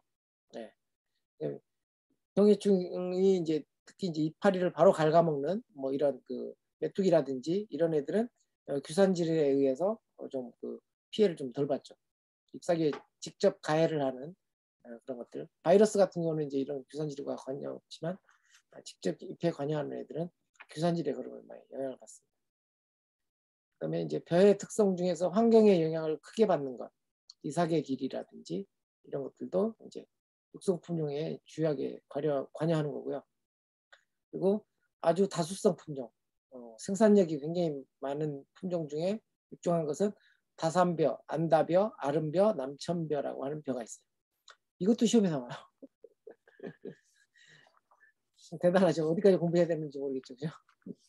그다음에 이제 내도복성, 쓰러지지 않고 튼튼하게 이렇게 바람에 이제 쓰러지지 않은 그런 이제 특성을 내기 위해서는 키가 작고 줄기의 밑동이 굵은 것 형질을 이제 육종해야죠. 그다음에 이제 산간 지역의 이제 재배 품종 같은 경우는 영양 생장성이 짧고 감광성이 낮다. 이게 이제 시험에 나와요. 영양 생장성이 좀 짧고, 그러니까 영양 생장 기간이 짧아야죠. 산간에는 금방 그늘이지고 날씨가 떨어지니까 영양 생장은 좀 짧게 하고 생식성장으로 빨리 돌아서야 되겠죠, 그죠? 네. 조생종 품종이어야 된다는 얘기예요. 조생종이어야 되고 감광성이 낮다는 얘기는 빛에 대한 감수성이 낮다는 거잖아요. 그러니까 낮은 빛에서 적은 빛에서도 광합성을 잘 할 수 있다는 특징이에요. 감수성이니까. 감수성이 높으면 햇빛이 금방 떨어지면 광합성을 못하겠죠. 근데 감광성이 낮기 때문에 적은 햇빛에서도 광합성을 충분하게 할 수 있는 특성을 갖죠.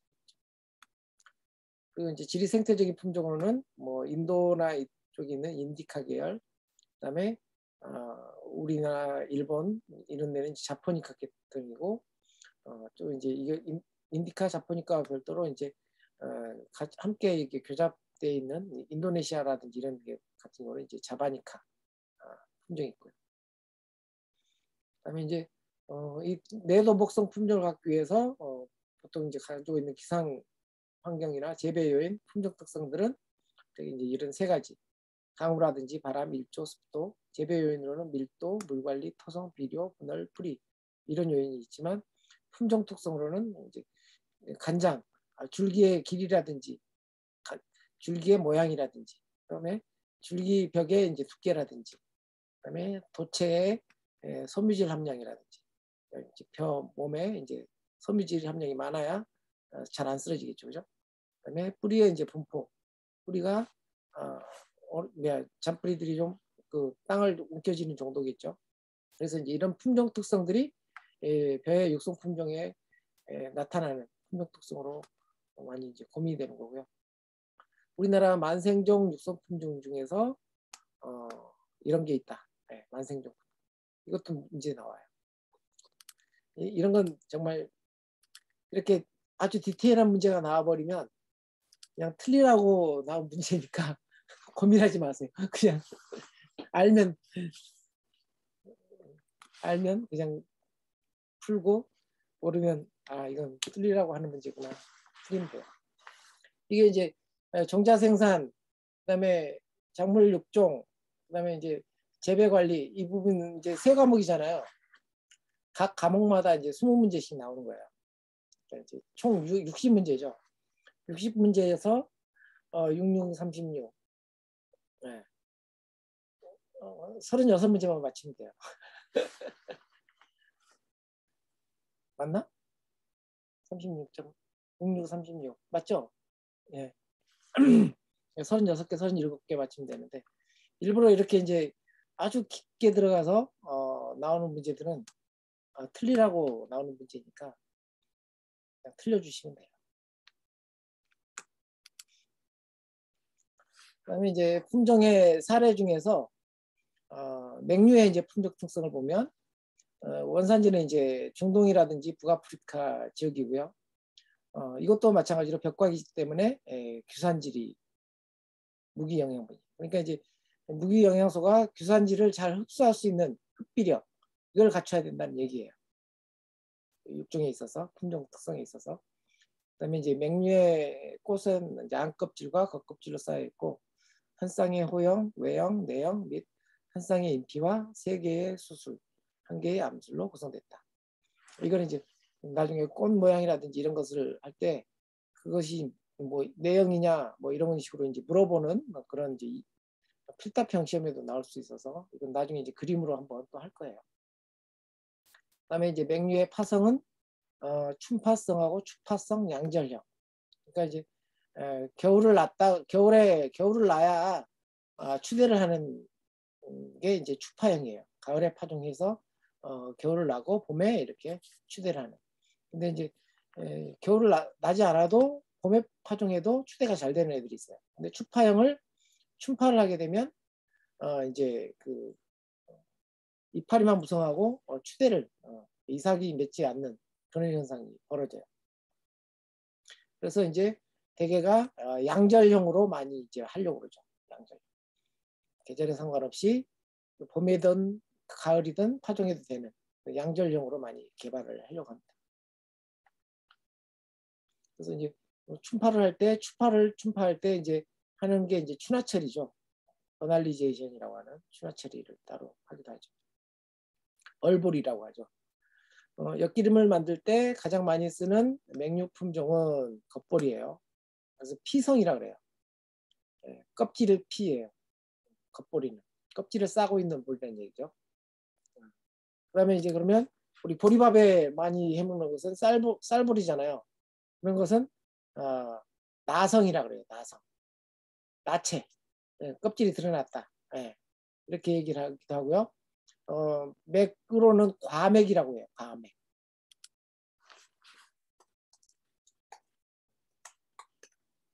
쌀보리는 나성이라고 그러고 이게 용어는 과맥이라고 합니다. 맹류는 파종 후에 이제 8일에서 12일이 지나면 발화하면서 본잎이 두 장이 될 때까지를 이제 아생기, 싹이 생기는 이제 시기라고 얘기합니다.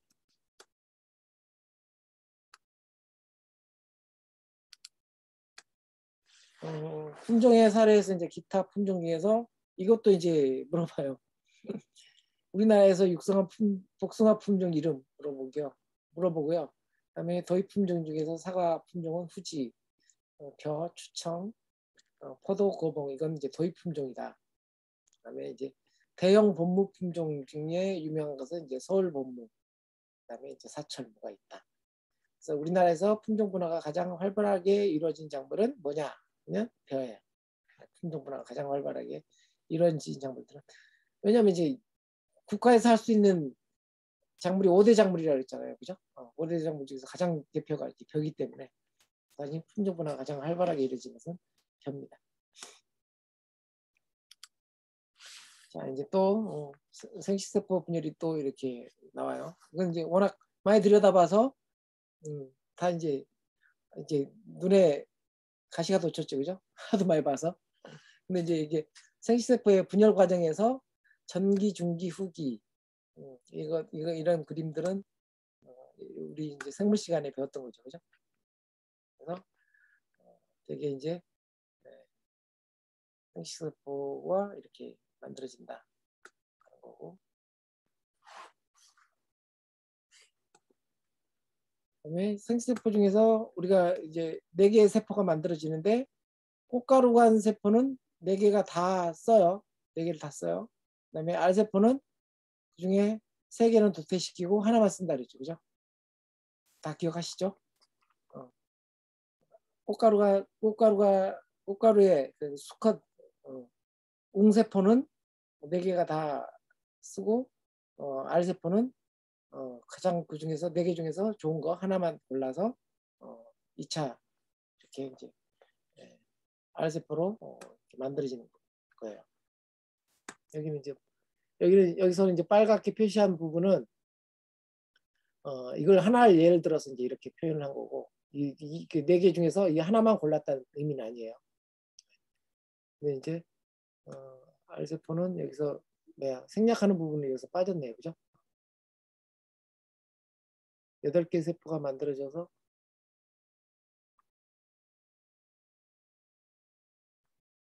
EN에서 2개로 되고 감수 분열을 해서 여기서 4개 만들어져서 그 중에서 3개가 소멸되는 것 이게 이제 이 중간에 있어야 되는데 지금 없죠 여기는. 그래서 나중에 8개의 세포로 그 알세포 그 배낭세포 안에서 8개의 세포가 존재하게 됩니다.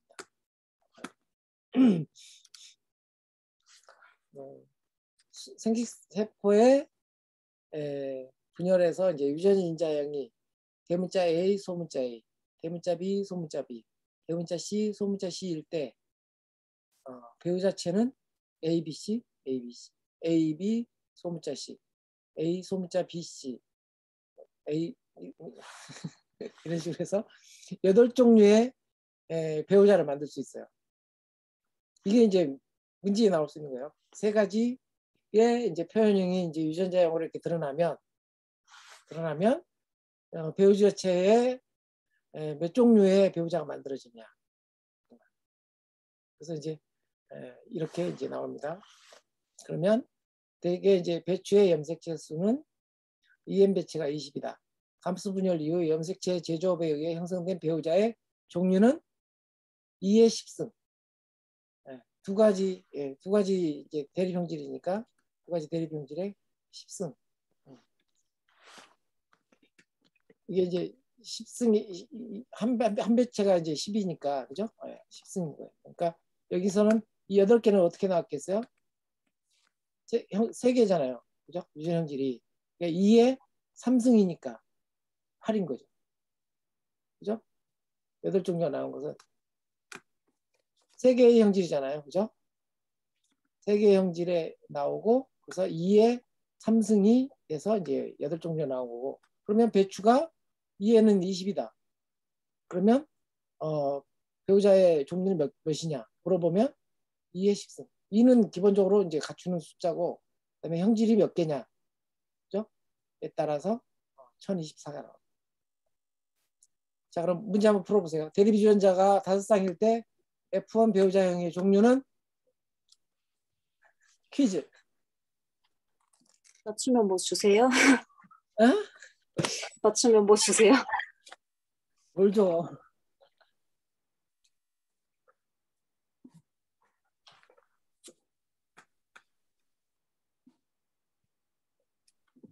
서른두 개예요? 어떻게 되나요? 2의 5. 네. 2 곱하기 2 곱하기 2 곱하기 2 곱하기 2.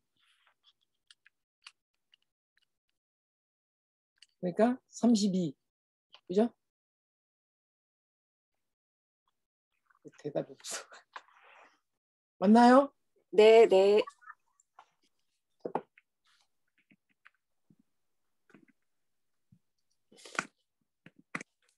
꽃의 화서가 또 나와요. 꽃의 화서. 육종에서도 이제 유전학에서도 꽃의 화서에 관한 문제가 또 나와. 그래서 이건 다 해봤죠, 그죠? 우리. 네. 그래서 이제 안 해왔던 게 유의화서네요, 그죠? 수꽃과 암꽃이 따로 모여 있는 화서. 그래서 유의화서는 안 나왔어요, 그죠? 육수화서도 있어요.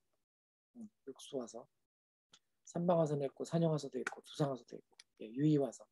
수꽃과 암꽃이 따로 모여 있는 화서. 여기서는 그림에서는 지금 없네요. 육수화서, 큰 화관 위에 쌓여 있는 특별한 수상화서. 그래서 이제 칼라, 몬스테라, 산딸람 이런 게 이제 육수화서라고. 그래서 화서는 여기서 나온 거 말고도 굉장히 많아요. 그리고 이제 이거는 이제 무한화서예요. 무한화서.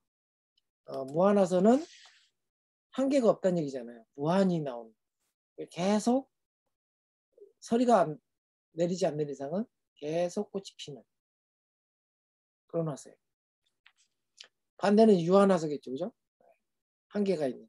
그래서 한 번 쫙 피고 말지 계속 소리 내기 직전까지 계속 피는 애들은 아닌 거죠. 그래서 이제 유한화서. 그래서 유한화서는 사례는 많지 않아요. 단성화서, 단집산화서, 복집산화서, 그다음에 집단화서.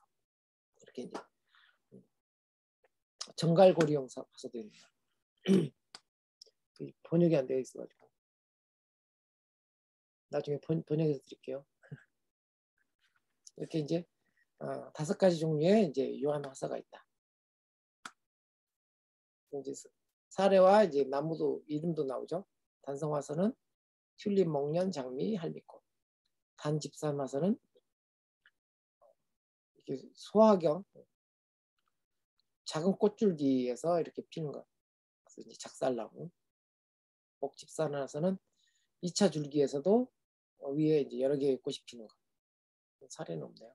정갈고리용화서는 측의 꽃들이 이제 종화의 꽃 때문에 제대로 개화하지 못하고 구부러지는 것. 정갈고리. 되게 이제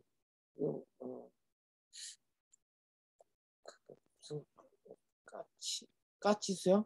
까치수영 같은 그런 꽃이겠네요. 그다음에 이제 집단화서는 이제 꽃이 매우 밀집돼서 피는 것으로서 시금치가 이제 사례.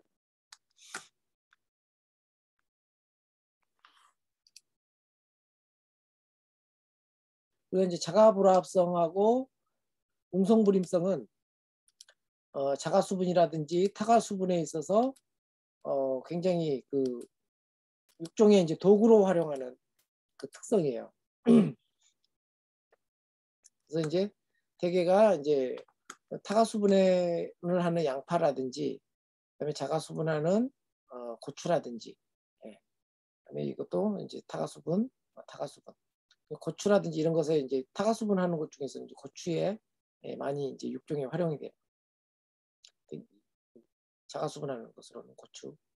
그래서 이제 웅성불임성은 그러니까 웅이잖아요, 그죠?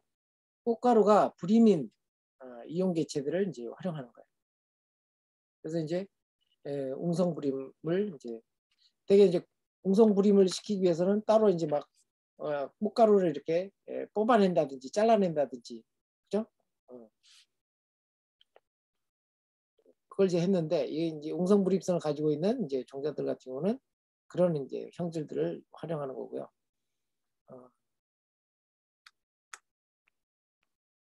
여기 보면 이제 웅성불임을 하는 것은 이제 미토콘드리아. 이렇게 오타가 많아.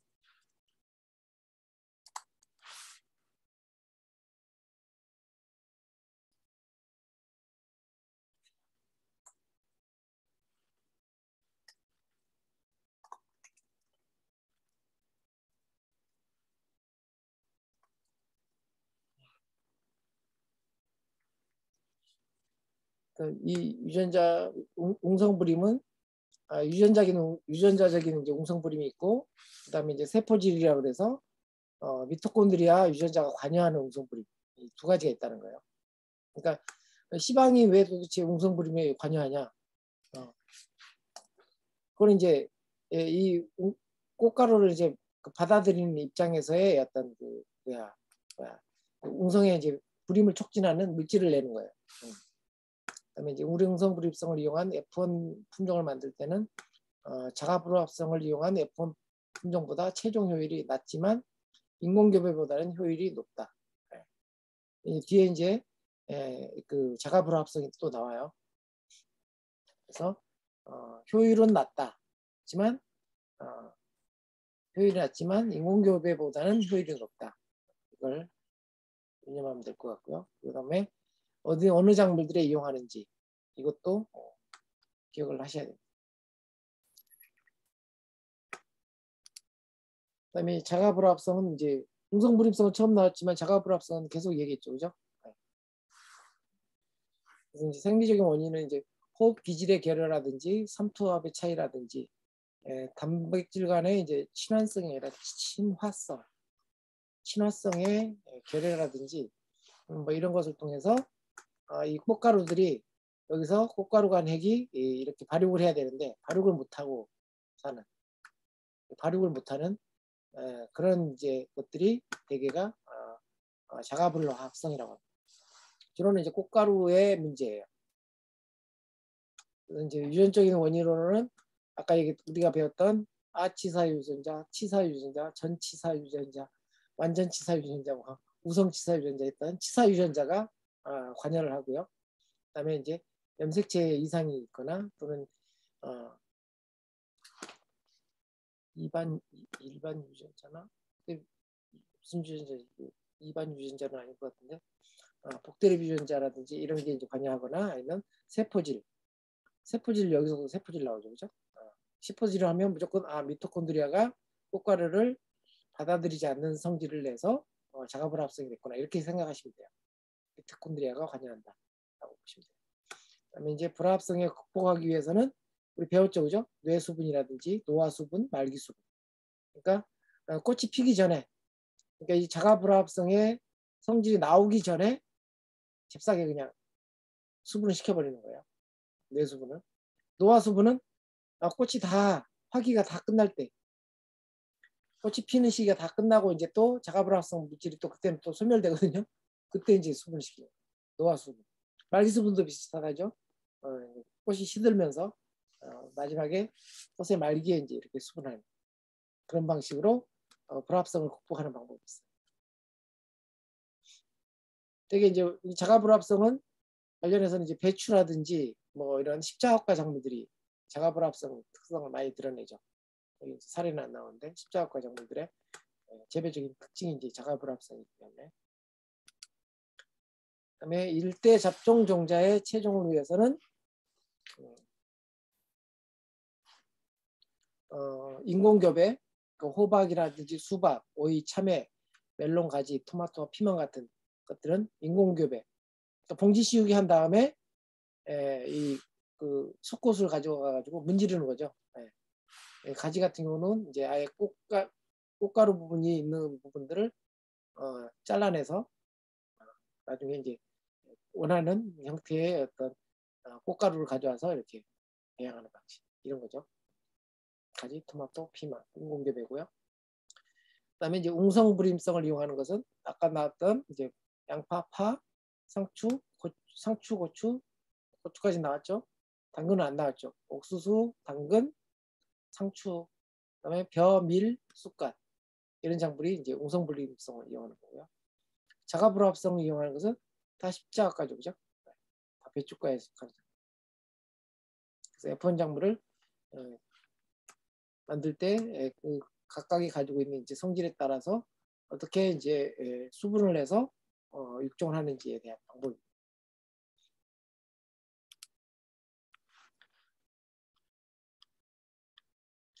자, 조금만 참으세요. 얼마 안 남았습니다. 내용이 폭발적으로 많아서 지금 머리에 지날 타이밍인데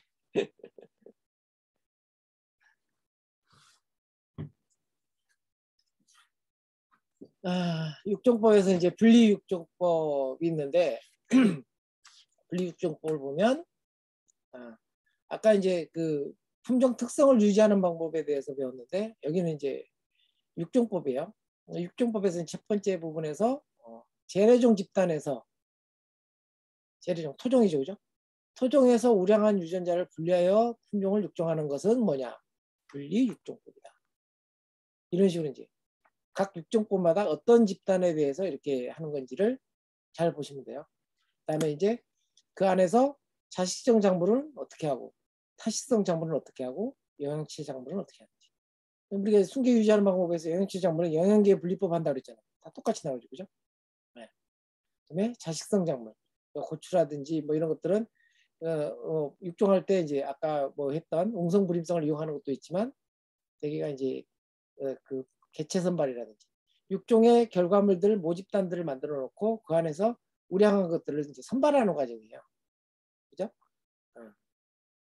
이게 꽃가루로 해서 이제 수정을 해놨으면 그 중에서 제대로 된 것들을 이제 선발을 하는 과정. 이게 이제 개체 선발을 하는 거고, 그다음에 순계 선발을 하는 거고. 타식성 작물은 집단 개통 선발을 하고 집단 선발법을 하고 개통 집단 선발을 해요. 그러니까 타식성은 집단이라는 말이 들어가죠. 무조건. 그죠? 집단이라는 말이 들어가요. 자식성 작물은 개체 또는 이제 순계라고 얘기를 하고요. 이 용어에 이제 익숙해지셔야 됩니다. 자, 여기서 보면 이제 이건 이제 나중에 한번 더 선발법에 대해서 따로 이제 하나하나 과정들을 거치게 되니까 좀 또 확인할 텐데 양친 AB가 있고 F1이 나오면 F1에서 이제 자식 개체를 이제 제거를 해요. 자식 개체를 제거하는 것은 이거 이제 타식성 또는 이제 교배 육종에 있어서의 방법이죠, 그죠?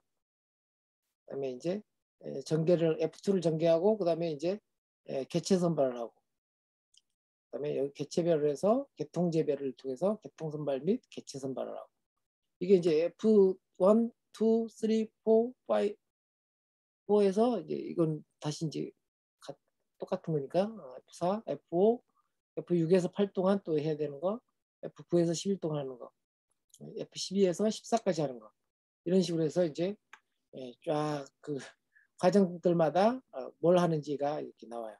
그래서 이제 어느 부분에서 개통 재배를 하고 어느 순간에서 이제 그 개체 선발이나 또는 이제 개통 선발하는지 이런 부분들을 이제 보셔야 돼요. 그다음에 여기는 이제 이쪽은 오른쪽에는 보면은 이제 집단 재배를 F4까지 계속 집단 재배를 해요. 그죠? 집단 재배를 한 다음에 드디어 이제 개체 선발을 통해서 F용을 이제 그 개체에 따른 이제 개통을 하나하나씩 심어 나가고 그다음에 이제 검사라든지 이런 걸 통해서 나중에 선발을 결과를 이제 품종 결정으로 하게 됩니다. 이거 복잡한 거 이거 다 외워야 되나? 좀만 기다리세요. 이것만 가지고 또 한번 정리를 또 따로 하는 시간이 있을 거예요. 그다음에 이제 교배육종법 중에서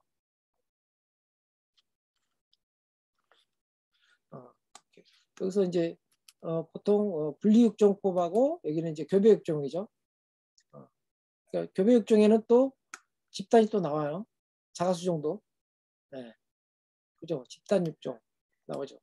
아까 자가수정은 개체 또는 이제 순계만 나왔는데 이렇게 교배육종법에서는 집단이 또 나옵니다. 타가수종은 이제 또 집단도 나오지만 조환육종도 나와요.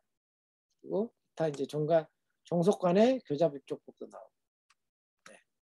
아무튼 이제 이 각각의 교배육종법에 따른 자가수정 작물의 육종법, 개통, 집단, 파생개통, 여교잡육종, 단계교잡법 이런 것들은 이제 외우셔야죠. 이게 관련된 부분들을 타가수종 부분도 혼합교잡 또는 이제 집단교잡, 조한육종 이런 용어들을 이제 익숙하게 기억하셔야 되고요.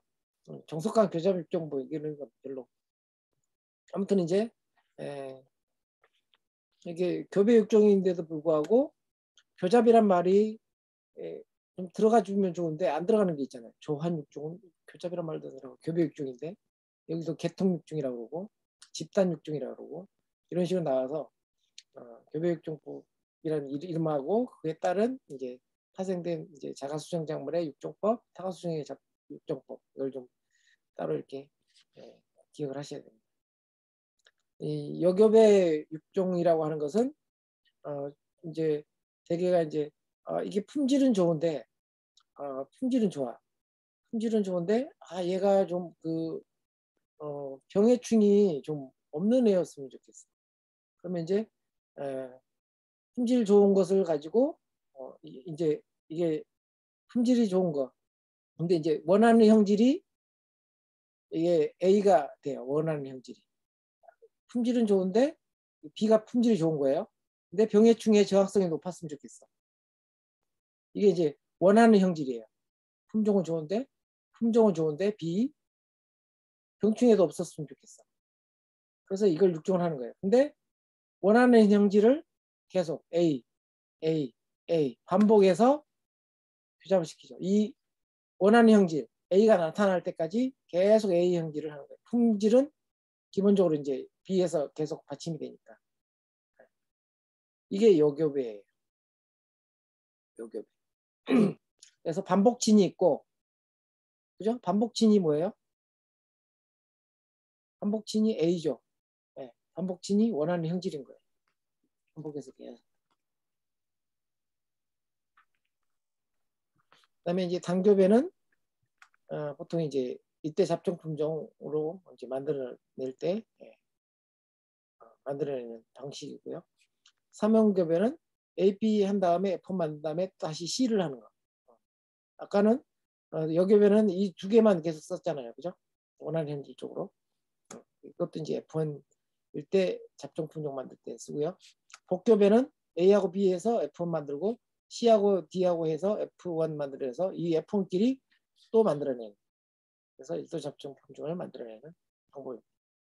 여교배, 단교배, 삼원교배, 복교배 뭐 이런 게 있죠. 그러면 이제 이렇게 이제 교배를 해서 또 이제 선발하는 과정들이 있을 거 아니에요, 그죠? 이게 이제 또 나오죠. 교배육종법에서 개통육종법, 그다음에 집단육종법, 그다음에 여교잡육종법, 그죠? 여교잡육종법은 아까 또 했으니까 그건 중요하지 않고 먼저 이제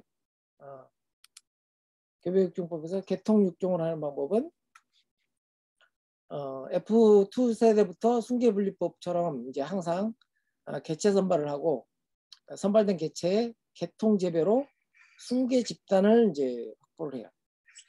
그래서 되게 이제 여기서 육종 연한을 단축할 수 있다고 그랬는데 그래도 14년이 걸리죠, 그죠? 그래서 육안 관찰이나 특성 검정이 용이하다는 이제 장점이 있고요. 육안으로 다 이제 어차피 나타나는 외부의 표현형만을 가지고 선발을 하기 때문에 용이하다는 장점이 있고 선발이 잘못될 경우에 유용 유전자를 상실할 우려가 있다는 단점이 있어요. 그러니까 이게 여기서 이제 곧바로 선발을 해서 나오면 이 모집단에서 있던 형질들은 나중에 이제 이 선발을 과정에서 도태될 가능성이 있다는 거죠. 유용 유전자를. 그래서 이제 장점과 단점을 기억하실 필요가 있고요. 그다음에 이제 집단 육종법에 있어서는 이것도 육종 연한이 사실 14, 16년이니까 비슷하잖아요, 그죠? 근데 이게 이제 육종 연한이 아무래도 이제 길어지고 또 육종 규모가 엄청나죠, 그죠? 육종 규모가 앞에 것에 비해서 규모가 이제 커져요. 육종 규모를 이제 줄이기가 어렵다는 부분이 있고 대신에 아까 유용한 유전자를 손실될 가능성이 많다 그랬는데 얘는 집단 육종 보면 유용한 유전자를 많이 유지할 수 있는 장점이죠. 아까의 장점이 이 개통육종법의 단점이 여기서는 이제 장점으로 들어요. 교배육종법에서는 집단육종법에서는 그리고 이제 F5에서 F6 세대까지 F5에서 F6까지 여기까지 집단 선발을 계속 하는 거예요. 집단 선발. 그러니까 계속 재배하기 때문에 이 5, 6세대까지 이렇게 유지하는 거죠.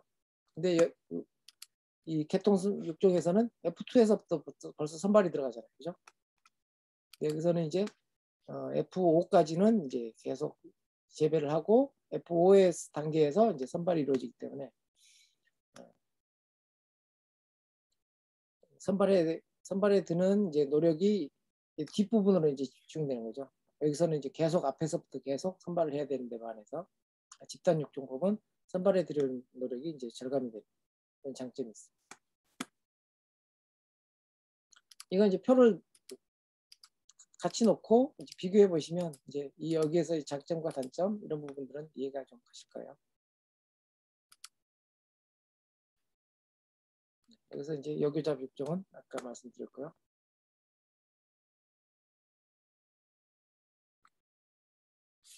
여기서 회복친이라고 하네요. 반복친이라고도 하고 회복친이라고도 해요. B는 일회친이라고 그러고 일회친, 그다음에 회복친. 회복친이라고도 하고 이제 반복친이라고도 해요. 반복. 계속 반복해서 적용하기 때문에.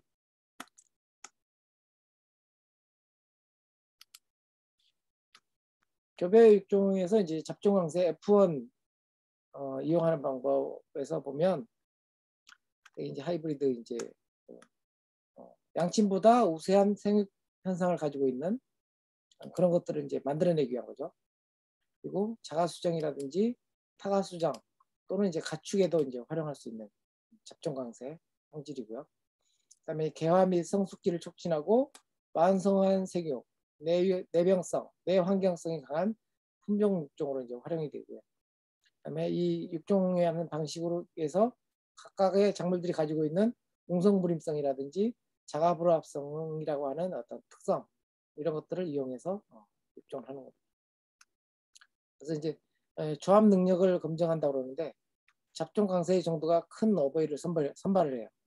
어버이 양친 그러니까 피죠, 그죠? 피 양친을 잘 이제 선발을 해야 되고요. 그다음에 이제 단교잡이라든지 톱교잡이라든지 이면교잡 뭐 이런 걸 통해서 특정 조합 능력과 일반 조합 능력을 함께 검증하는 그런 이제 검증이 조합 능력 검증입니다. 단교잡, 톱교잡, 이면교잡은 또 뒷부분에 다음 시간인가 이렇게 나올 거예요. 그다음에 교배 육종법에서 조합 능력 검증. 그래서 조합 능력 검증 얘기했죠, 그죠? 조합 능력 검증은 단교잡은 여기서 이제 말로만 설명했는데 나중에 이제 그림을 할 거예요. 검증하려고 하는 계통을 다른 특정한 계통, 검정친이라든지 테스트라든지 이런 것과 교잡해서 F1을 판정하는 거예요. 단교잡. 톱교잡은 적당한 품종, 독교잡종, 합성 품종을 검정친으로 해서 여러 자식계를 교잡해서 판정하는 거고요. 이면교잡은 여러 자식계를 둘씩 조합 교배해서 검증하는 방법으로 환경에 의한 오차를 이제 작게 하는 장점이 있습니다. 기타 육종법으로는 이제 돌연변이 육종법 이건 이제 가운데다가 감마선을 방출하는 방사능 조사탑을 놓고 뺑 눌러서 이렇게 작물을 심어서 그 중에서 이제 돌연변이가 발생하는 것들을 선발을 해서 이제 육종하는 방법이고요. 그다음에 이제 배수체 육종법은 코리친이라고 하는 화학 물질을 넣어서 보통 2M 배체라고 하면 뭐 3M 배체라든지 5M 배체 뭐 이런 식으로 배수체를 늘리는 방법으로 육종하는 방법. 약배양은 순계를 얻을 수 있는 방법으로 되게 이제 꽃가루를 배양한다든지 아니면 배낭세포를 배양한다든지 이런 게 한쪽 부친계나 아빠 쪽이나 엄마 쪽이나 그쪽의 세포를 배양해서 육종하는 게 이제 약배양 육종법이에요. 그래서 이것은 그 형질이 그대로 유지되니까 순계를 얻을 수 있는 그런 이제 장점이 있고 연한도 이제 단축된다고 그러고요. 그다음에 이제 분자생물학적 육종법으로 GMO라든지 LMO 육종법이 이렇게 있습니다. 예, 여기까지 설명을 드렸고요. 오늘 이제 뒷부분에 예, 복잡한 표 이런 부분들은 또 깔끔하게 다음 시간에 한번 다시 설명하고 본문 또 내용 보면서 한번 또 다시 반복하는 그런 수업을 해나가도록 하겠습니다. 질문이 없죠? 질문 있나요? 지금 질문이 안 보여. 예, 채팅창이 깨끗하네요. 이 파일 올려드리도록 하겠습니다. 수업하면서 막 오타를 수정하니까 재밌네 이거. 네. 그러면 보내드리고요. 다음 주 화요일 날까지 공부 많이 하세요. 꼭 합격하시고요. 네. 네, 감사합니다, 대표님. 네, 그럼 지금 이제 기록 마치겠습니다.